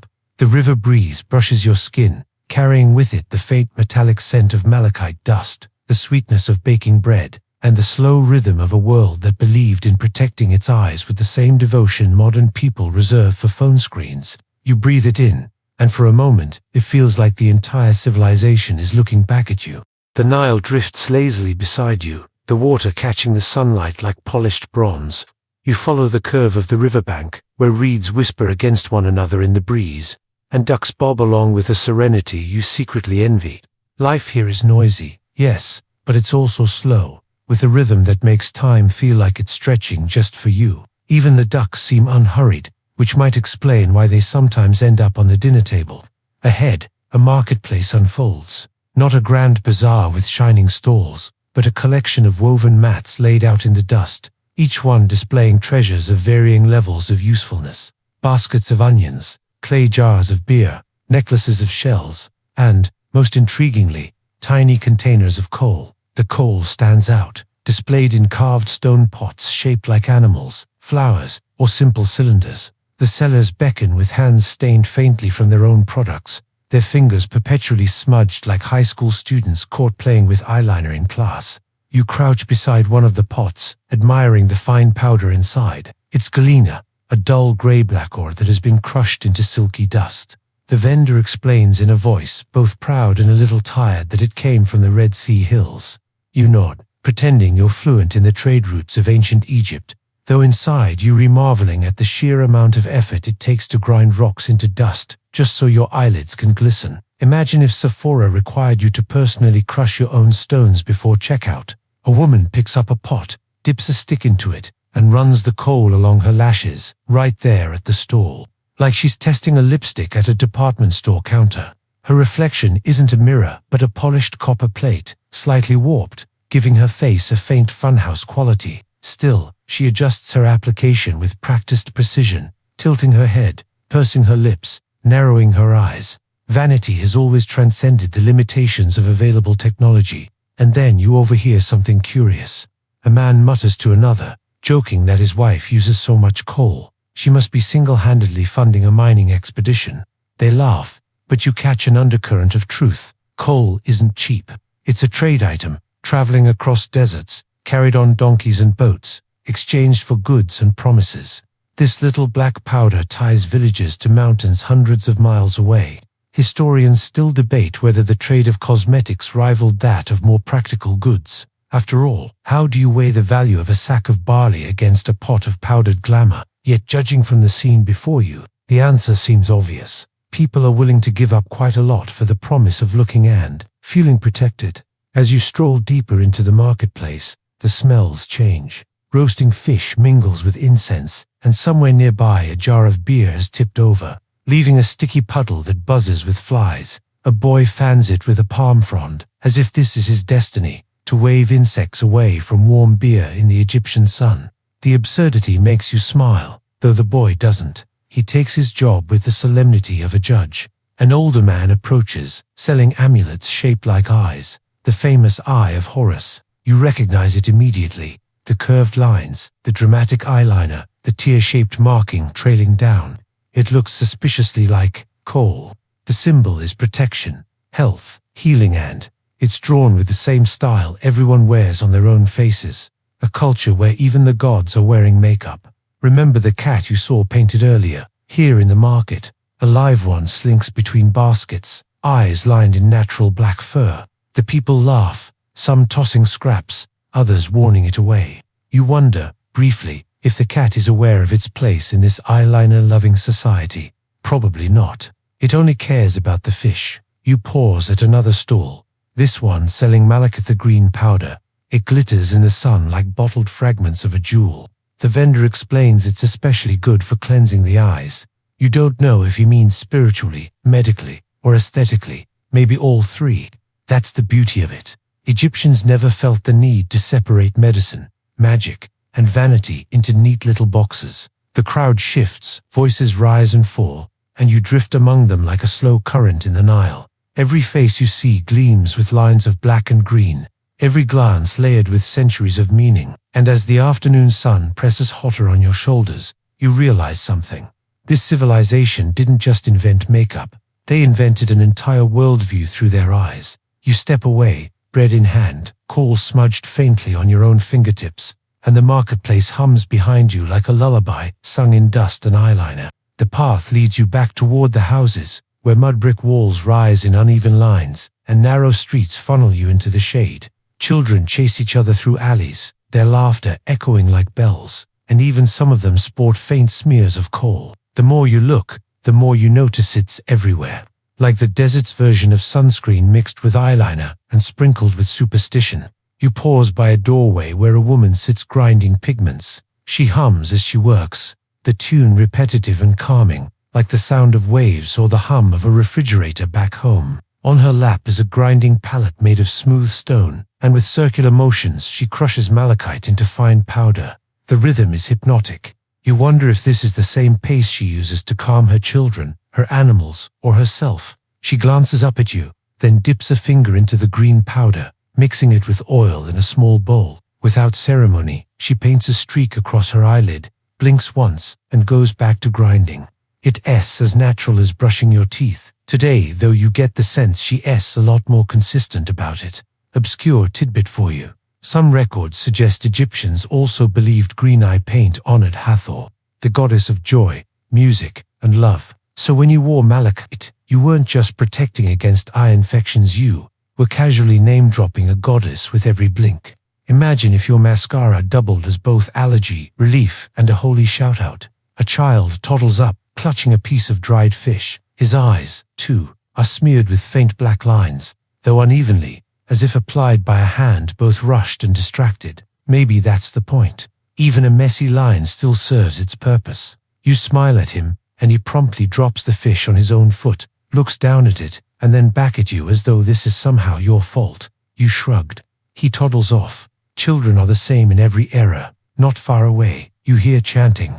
You follow the sound to a courtyard where a priest leads a small ritual. He holds a mirror of polished bronze, angled to catch the sun, and reflects light into the faces of the gathered. Every single person squints, their cold darkened eyes outlined against the glare. It's striking, almost theatrical, like watching a stage play where eyeliner is the ticket price. The priest speaks of clarity, of seeing truth, of protecting sight. Whether he means physical eyesight or spiritual vision, you can't tell. Maybe he doesn't even distinguish between the two. Historians still argue about whether rituals like this were primarily religious, or whether they were just convenient community health campaigns dressed in holy robes. As the chanting dies down, you drift away, the sound of buzzing flies returning to fill the air. A woman passes carrying a basket of pomegranates, their ruby skins shining through the woven reeds. She's painted her lips faintly red with crushed ochre, though the color is so soft you'd miss it if you weren't standing this close. Makeup here isn't only for the eyes, but the eyes dominate everything. The afternoon stretches, heavy and unrelenting. You find shade beneath another palm tree, recalling the bread, the markets, the painted dolls, the cat reliefs. The coal ties it all together like an invisible thread running through daily life. You close your eyes briefly, letting the drone of bees and distant laughter wash over you. And just when you're nearly dozing off, a donkey brays again loud, impatient. A sound that somehow sums up the entire human condition. You open your eyes, smiling faintly, realizing that even here, thousands of years before your time, people are balancing between beauty, practicality, and the absurdity of daily life. The day goes on, and so does the story. The heat settles over the city like a blanket fresh from the fire. It is that hour when the sun refuses to be ignored, and the air itself feels heavy with judgment. You drift toward the edge of the houses, where shade thins into blazing streets. The walls shimmer faintly, painted here and there with faded scenes, fields of papyrus, geese in flight, musicians playing harps. Even on walls, the eyes of the figures are rimmed with kohl, their gazes both serene and oddly intense, as though every Egyptian mural is secretly saying, "Yes, we invented eyeliner. You're welcome." You step past a courtyard where a family prepares for the midday meal. A pot bubbles over a low fire, releasing steam that smells of lentils and garlic. A woman sprinkles herbs in, her bangles clinking softly as she stirs.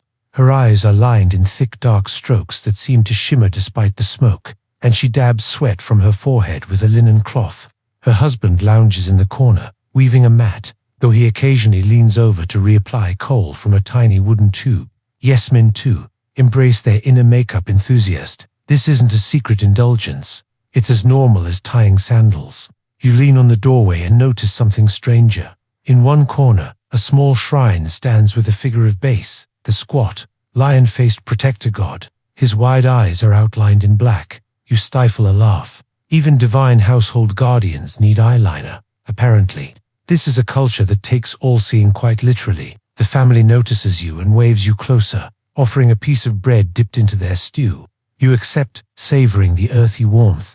It tastes simple, grounding. One of the children tilts her head at you, then grabs a stick and starts applying kohl to her doll again. The ritual repeats itself endlessly. Person, doll, god, painting all with rimmed eyes. Here's your obscure tidbit. Egyptians sometimes mixed crocodile dung into cosmetic concoctions. Not for eyeliner, thankfully more often in early fertility treatments, but the fact remains, in this society, powders, pastes, and eye paints were as experimental as a modern drugstore aisle. Not everything caught on, but eyeliner did, possibly because it was the rare beauty ritual that didn't smell like crocodile. The husband pauses his weaving and chuckles, saying something about how the coal also keeps away flies. You realize that's not just a joke, it's practical. The sticky oils used in mixing the powders probably did deter insects from lingering too close to your eyes. Makeup, sunscreen, antibiotic, bug repellent. You almost wonder if it came with a free reusable bag. Historians still debate whether the widespread use of coal was adopted purely for these practical reasons, or if it was primarily cultural and religious, with the medical side just a happy accident. Either way, the end result is the same. Everyone's eyes gleam dark and luminous, even while sweating over garlic stew. The meal winds down, and the family drifts into siesta mode, stretching out in the shade. You take your leave, stepping back into the street where the sun still blazes. Your feet kick up dust, fine and golden, and every corner of the city seems to hum with drowsy afternoon energy. The donkey brays again somewhere nearby, as if it's trying to remind you not to drift off just yet. And so you keep walking, half-lidded eyes stinging in the light, secretly wondering if a little smear of malachite wouldn't be such a bad idea after all. The street's quiet as the heat sharpens. People retreat indoors, leaving only a few stragglers braving the glare. You wander toward the temple complex, its towering pylons rising like giants against the white-blue sky. The walls are carved with figures striding in eternal procession, their eyes wide, lined, unmistakably cold. Even the gods immortalized in stone seem incapable of resisting a dramatic eyeliner wing. As you enter the temple courtyard, the air shifts. It's cooler here, shadows pooling beneath the massive columns painted in colors that still cling despite centuries of sun. A faint smell of incense lingers, sharp and resinous, clinging to the stone the way perfume clings to scarves long after it should. Priests move silently, linen robes whispering against stone floors. Their faces are serene, their eyes lined, of course sketching the flicker of torchlight. One priest carries a tray of offerings, bread, onions, and a small pot of green pigment. It looks almost out of place among the food, but then again, what better gift to a god who sees all than the very thing humans use to protect their sight? A chant rises low and rhythmic, echoing off the walls like a heartbeat. You settle against a column, letting the sound wash over you. It's hypnotic, almost enough to lull you into a nap until a child darts past, chasing a beetle with a stick. Apparently, even in temples, children don't care about solemnity. One priest notices you lingering and beckons you closer. He shows you a palette carved of ivory, stained faintly green and black from years of grinding pigments. With practiced ease, he demonstrates mixing coal, dipping the stick, and drawing a clean, precise line across his lid. He explains that it's not only protection against infection, but also a way of honoring the gods, ensuring the eye is the windows of the soul. Though he wouldn't call it that are clear enough to see divinity. Obscure tidbit here. Some coal containers were shaped like animals, particularly monkeys, which may have been symbolic of wisdom or simply an early version of fun packaging. Imagine buying eyeliner in a monkey-shaped bottle. Today it's less sacred ritual, more limited edition collectible. The priest goes on, speaking in a tone both serious and slightly smug, as priests often do. He insists that the gods themselves taught humanity how to mix these powders, that the recipes were gifts. Historians, of course, still argue about whether such claims were theology, marketing, or both. It's hard to separate divine inspiration from a clever way to justify spending hours grinding rocks. The chant grows louder, the torches flare, and you notice the way the coal gleams in the half-light. It transforms faces, making eyes seem larger, more awake, almost supernatural. For a moment, you catch your reflection in a polished copper plate on the wall. Your own eyes tired, a little dusty look, ordinary compared to the luminous gazes around you. A breeze stirs through the columns, carrying dust motes that swirl like tiny stars in the dim temple air. You close your eyes, breathing it in, imagining yourself blending into this ritual of pigment and prayer. For these people, makeup isn't vanity, it's devotion, medicine, protection, identity, all in one swipe of black powder. Outside, the sun still burns mercilessly, but here, in the temple, you could almost drift into sleep, lulled by incense and chanting, eyes closed but guarded by the memory of eyeliner. When you step back out into the sunlight, it hits you like a wall. The temple's cool shadows vanish behind you, replaced by white-hot brilliance that makes you squint until your lashes ache. You understand, no really understand why everyone wears coal. Without it, the glare feels almost personal, as if the sun is trying to pick a fight. You wander down toward the fields, where the Nile's annual gift-its flooding has left behind fertile black soil. The contrast is startling. One moment you're in a maze of dusty walls, the next you're re-walking beside green fields so rich it almost feels like stepping onto another planet. Papyrus plants sway gently in the breeze, and farmers bend low, their linen garments sticking to their backs. And yes, even here, while covered in mud, sweat, and probably mosquito bites, their eyes are lined. Coal streaked across tired lids, shining against the sun and dust. It's as much a part of their daily uniform as the sickle in their hands. You spot one farmer pausing to wipe his brow, then quickly dipping a stick into a tiny pot on his belt to touch up the rim of his eye. He does it without thinking, like someone today might check their phone between chores. Nearby, a group of women gather reeds, their laughter carrying faintly over the fields. One woman stops to fuss over another, gently reapplying her coal with a slender applicator. It's an oddly intimate gesture, like fixing someone's collar or brushing lint from their shoulder. You realize makeup here isn't only self-care, it's communal, shared, a way of literally keeping an eye on each other. An obscure tidbit floats into mind. Some surviving texts suggest coal was occasionally flavored with aromatic herbs, so that when it mixed with sweat and oil, it released a pleasant scent. Imagine your eyeliner doubling as perfume. Handy if you're farming under a punishing sun and still want to smell vaguely respectable.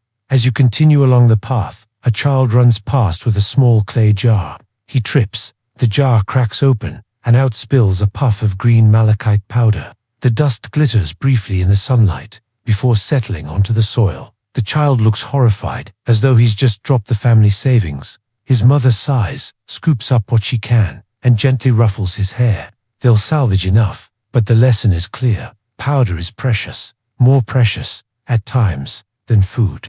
Historians still debate whether this devotion to cosmetics indicates vanity or necessity. Was it a fashion craze, a health strategy, or a spiritual obsession?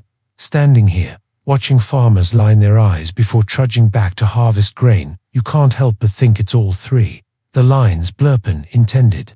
You sit under the shade of a fig tree, the sweetness of ripening fruit filling the air. The hum of insects mingles with the distant bray of, you guessed, the donkey, forever unimpressed. Around you, people work, laugh, smear pigment, swat flies. Life continues in this steady rhythm, and the eyeliner, oddly enough, is at the center of it all. The day drifts onward, and your own eyes sting less now, as though just watching others apply coal has tricked your body into believing it's protected. Maybe that's superstition, or maybe it's empathy. Either way, it works. By late afternoon, the light shifts. The sun loses its sharp edges, softening into gold that spills across the fields and houses. You wander back toward the town, where the streets slowly reawaken after their midday hush. Doors creak open, voices rise again, and the smell of baking bread drifts out like a gentle call to dinner. You pass a group of artisans in a courtyard, hunched over small stone pallets. Their fingers are stained black and green, their nails perpetually rimmed with dust. They laugh and argue as they work, debating which powders grind finer, which oils mix smoother, and which containers sell faster. The workshop hums like a cafe, only instead of laptops and lattes, there are pigments and pestles. One artisan proudly shows you a set of coal tubes carved from alabaster.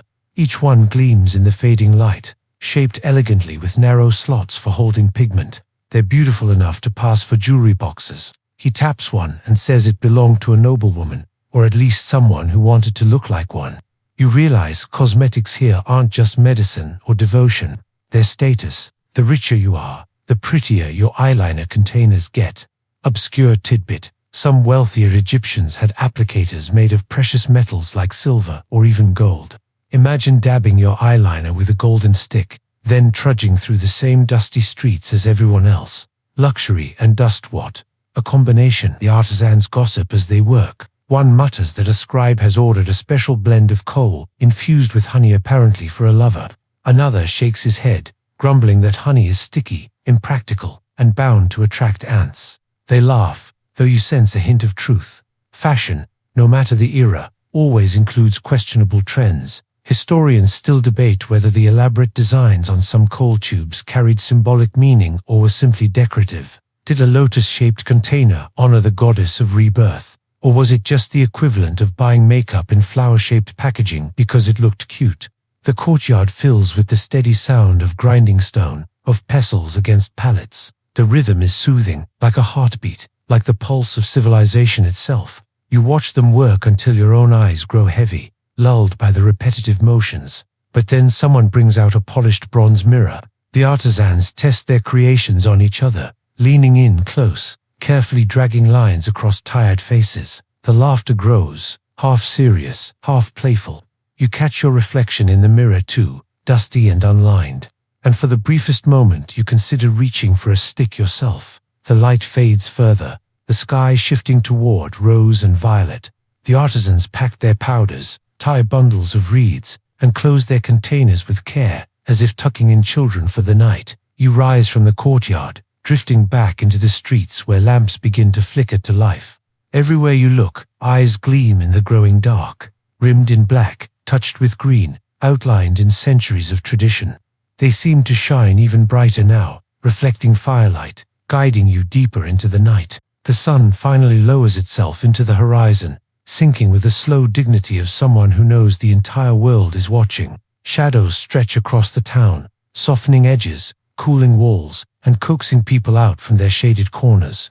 Evening in Egypt feels like a Scytheday's harshness, giving way to a gentler rhythm. You walk through a narrow street where lamps flicker with small flames fed by oil. Their light wavers on mud brick walls and polished copper doors. People gather in doorways, chatting, laughing, retelling the events of the day.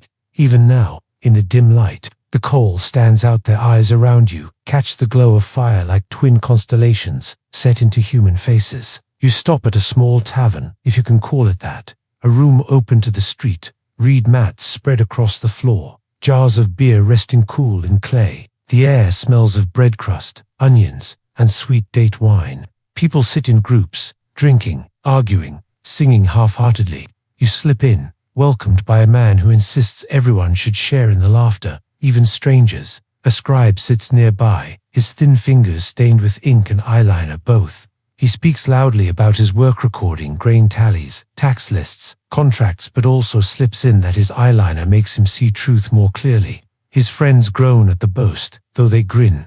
You can't help but smirk, imagining a modern accountant insisting his glasses are enchanted. At one low table, two women prepare a fresh batch of coal, right there beside the beer jars. They stir powder into oil, dipping sticks to test the mixture on their arms before applying it to their eyes. One of them swears this blend keeps away mosquitoes. The other swears it attracts handsome men. Both may be equally unproven, but neither cares. Here's your obscure tidbit. Egyptians sometimes mixed their coal with ground-up seashells for added shimmer.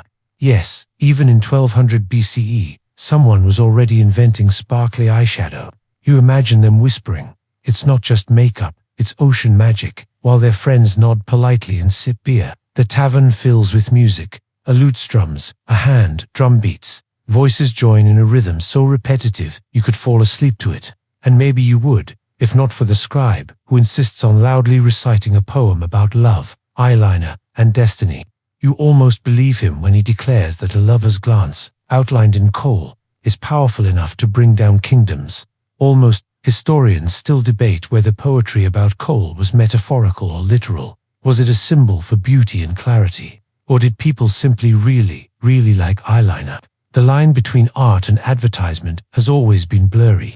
As the night deepens, you slip back into the street. The air is cooler now, fragrant with jasmine and bread cooling in clay ovens. You tilt your head to the stars above, brilliant, endless, sharp against the black. Down below, the coal-lined eyes of the people gleam almost as brightly. You walk slowly, matching your breath to the hum of distant music, realizing that in this world, even nighttime vision feels painted, prepared, outlined in ritual. The darkness doesn't erase the eyes, it makes them glow. Night has fully claimed the city, and the Nile reflects the stars like liquid glass. You wander to the riverbank again, where boats drift lazily, their sails tied, their hulls creaking in the gentle water. Families sit nearby, eating, laughing softly. The scene is calm, almost dreamlike, as though the world itself has decided to relax. A young woman sits by the water, dipping a reed applicator into a small jar of coal. She applies it carefully by torchlight, her reflection rippling in the river. The glow of her eyes in the flames shimmer feels almost supernatural. She notices your glance and shrugs, as if to say, "What? You think the gods don't watch at night?" Nearby, fishermen prepare for the morning, mending nets by hand. Even they pause now and then to touch up their eyeliner. You can't help but laugh quietly. Who knew catching fish required a smoky eye? But they take it seriously. For them, this is protection against more than infection. The river at night can be treacherous, full of unseen dangers. Lined eyes might just make you feel braver, sharper, ready to face the dark. Obscure tidbit: some Egyptians believed certain blends of coal could help them see better at night. A kind of ancient night vision hack. Whether it truly sharpened vision or just gave the confidence to squint into darkness, who can say? Historians still debate if this was superstition or observation, but either way, the fishermen swear by it. A group of children play by the shore, tossing pebbles into the water.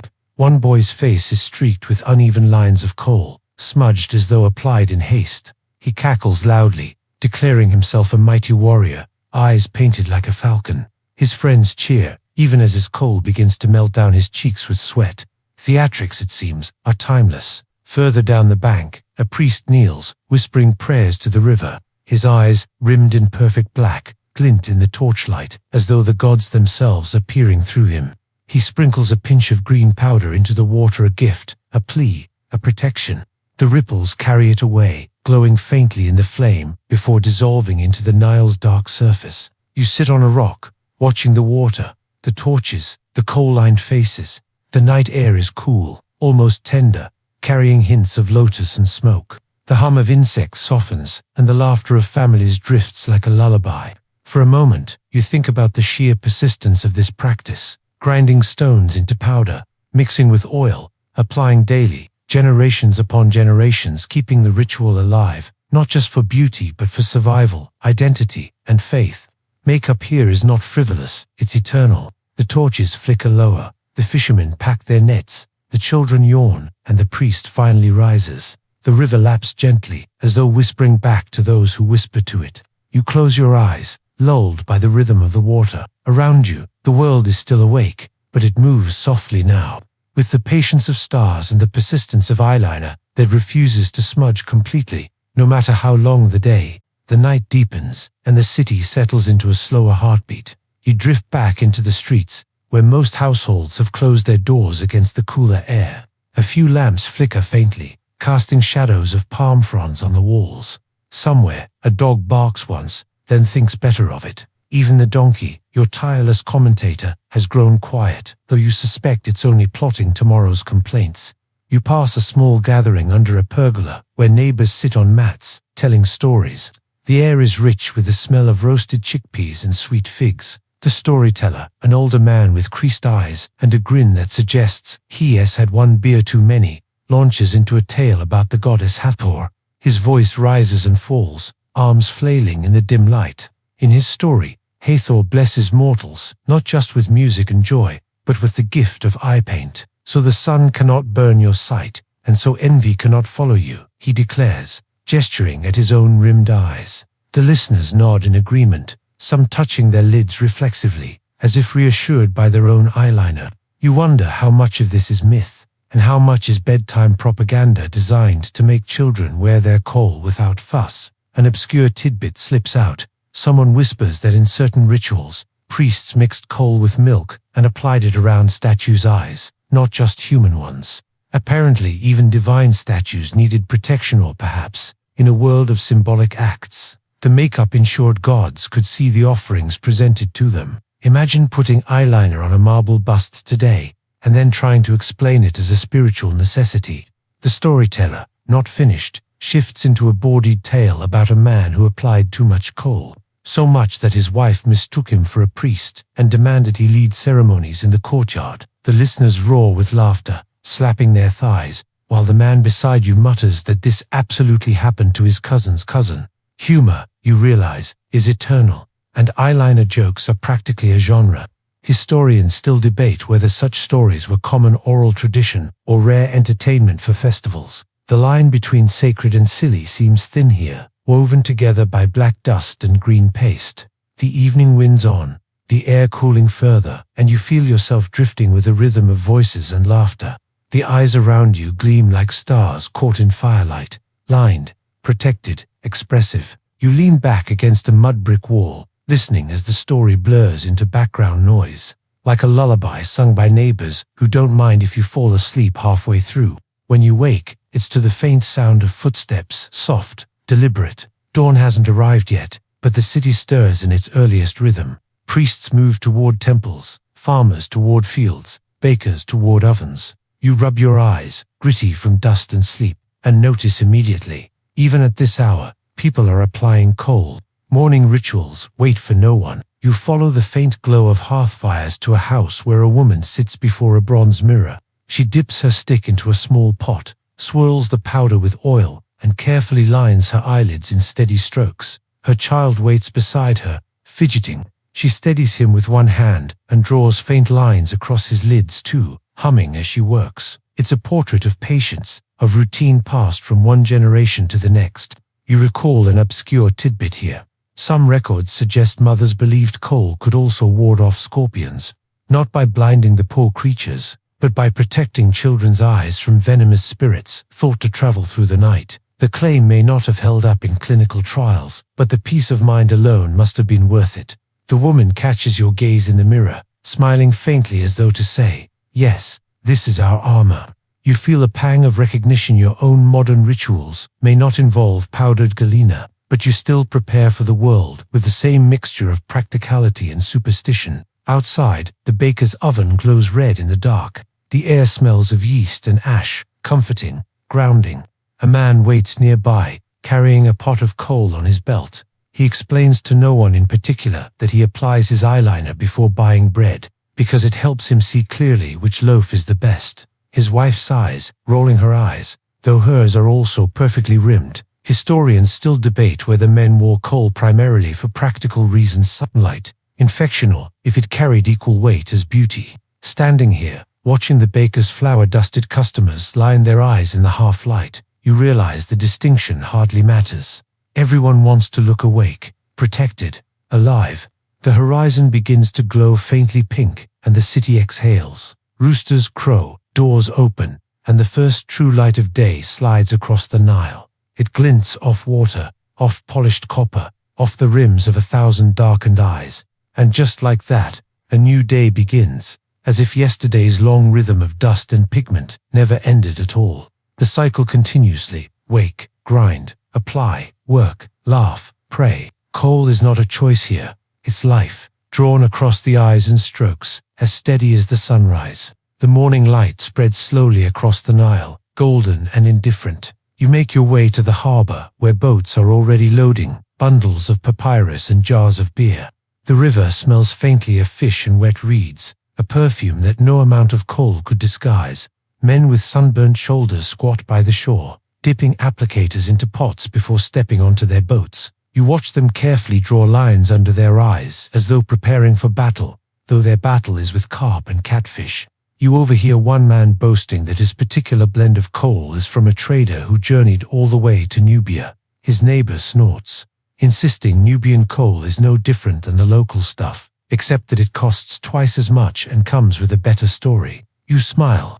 Even thousands of years later, branding is everything. An obscure tidbit: some excavations have uncovered entire cosmetic chests buried with nobles, complete with jars of pigment, palettes, and applicators. Apparently, eyeliner was considered important enough to take into the afterlife. You can almost hear the logic. If Osiris is judging me, I'd better look sharp. The fishermen push their boats off, poles splashing into water. Their eyes gleam dark against the rising sun, their laughter bouncing across the river like ripples. A boy on shore copies them, smearing soot from a fire pit under his eyes and striking heroic poses. His mother yells at him to fetch water, unimpressed by his smoky warrior aesthetic. Historians still debate whether Egyptians applied coal as often as modern depictions suggest, or if perhaps what we see in art is exaggerated. But here, in this imagined walk, You can't escape it. Every glance, every conversation, every ritual is rimmed with black lines. Whether exaggerated or not, the effect is undeniable. You find a shaded spot under a sycamore fig tree, watching the boats disappear downstream. The air hums with insects. A donkey brays in the distance, of course, and the heat begins its steady climb. The day promises to repeat its familiar pattern, though each repetition feels like another layer added to the story, like eyeliner reapplied, darker and deeper each time. By midday, you're wandering the outskirts of the necropolis, where tombs rise in silent rows. The desert heat is sharper here, reflecting off pale stone until your eyes ache. Once again, you find yourself squinting, wishing for coal of your own.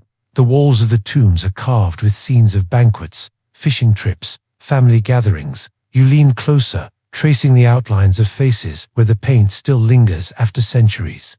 The eyes are vivid, thick black rims, elegant green lids, gazes that follow you through time. Even in death, Egyptians refuse to be seen without their eyeliner.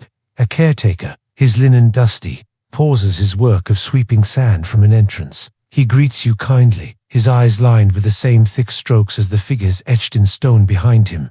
You ask him if the paint is for protection. He shrugs and says, "For protection, for beauty, for remembering." His answer is simple, but it folds centuries of practice into 3 words. Here's your obscure tidbit. Archaeologists once discovered a small jar of coal so carefully sealed that, when opened thousands of years later, it still carried its scent. Imagine uncapping makeup older than most civilizations and finding it ready to use. You half expect some influencer to declare, "Vintage eyeliner haul, unboxing edition." As you step deeper among the tombs, the air grows still. The silence feels respectful, not oppressive.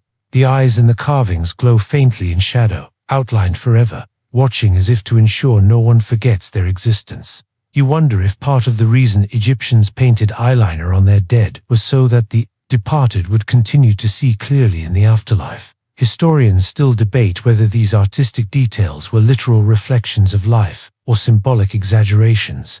Were people really walking around with such dramatic wings on their lids, or was the art adding emphasis? Perhaps both. After all, exaggeration is just another form of truth. You pause at the mouth of a tomb, the desert stretching endlessly behind you, the carved eyes peering endlessly ahead. For a moment, you feel caught between 2 gazes, the harsh, squinting sun and the soft, lined stares of the ancients. Both ask the same question: did you bring enough eyeliner for this journey? The heat swells, cicadas drone, and the stillness of the necropolis lulls you into a drowsy calm. Even among tombs, the rhythm of makeup and meaning continues.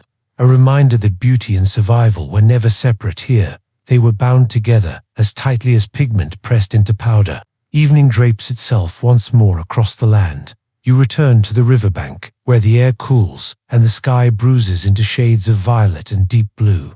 The Nile flows steady, reflecting the first stars, and you sit quietly, listening to the soft lap of water against wood. Around you, the day folds itself into rest. People gather in doorways again, voices softened now, carrying the tones of fatigue and contentment. A mother hums as she lines her child's eyes one last time before bed, not for vanity now, but for protection during dreams. A fisherman checks his nets, touches his lids absent-mindedly, as though confirming his armor is still in place. The priests finish their chants, their darkened gazes glowing in the torchlight before fading into shadow. You remember the girl with the doll, the artisans grinding powders, the farmers smudged with dust, the tavern full of laughter, the statues painted to see into eternity. Every scene has been stitched together by the same quiet act, dipping, mixing, lining, protecting. What began as crushed rock became medicine, became ritual, became identity. The donkey brays one last time, softer now, as if reluctantly bidding you good night. The marketplace quiets, the ovens cool, and the last streaks of coal glimmer in firelight before faces vanish into homes. You breathe slowly, watching the dark river wind its way into silence. The air smells of lotus and faint smoke, of earth and stone. The lined eyes you've seen all day linger in your mind, bright and unwavering, like stars that refuse to blink. And so you let yourself drift with them. Each breath slows, each sound softens. The rhythm of pestles grinding powder becomes the rhythm of your own pulse, The chant of priests becomes the murmur of your own thoughts. The glow of coal-lined eyes becomes the glow of distant stars. The world narrows gently. You sink into the quiet certainty that even in the dust of the desert, people found ways to protect what mattered most. Their sight, their identity, their beauty, their faith, all carried on a line drawn carefully around the eyes. And now, with the water hush in your ears and the memory of their gazes, watching tenderly through time, you let go. You rest, you dream, you drift into night, your own eyes soft and safe, as though outlined by the same steady hand that painted every face you've met. The story lingers, but the day has ended. The world folds quiet around you. Sleep comes easily now, as gentle as powder falling into a jar, as steady as the Nile's endless flow.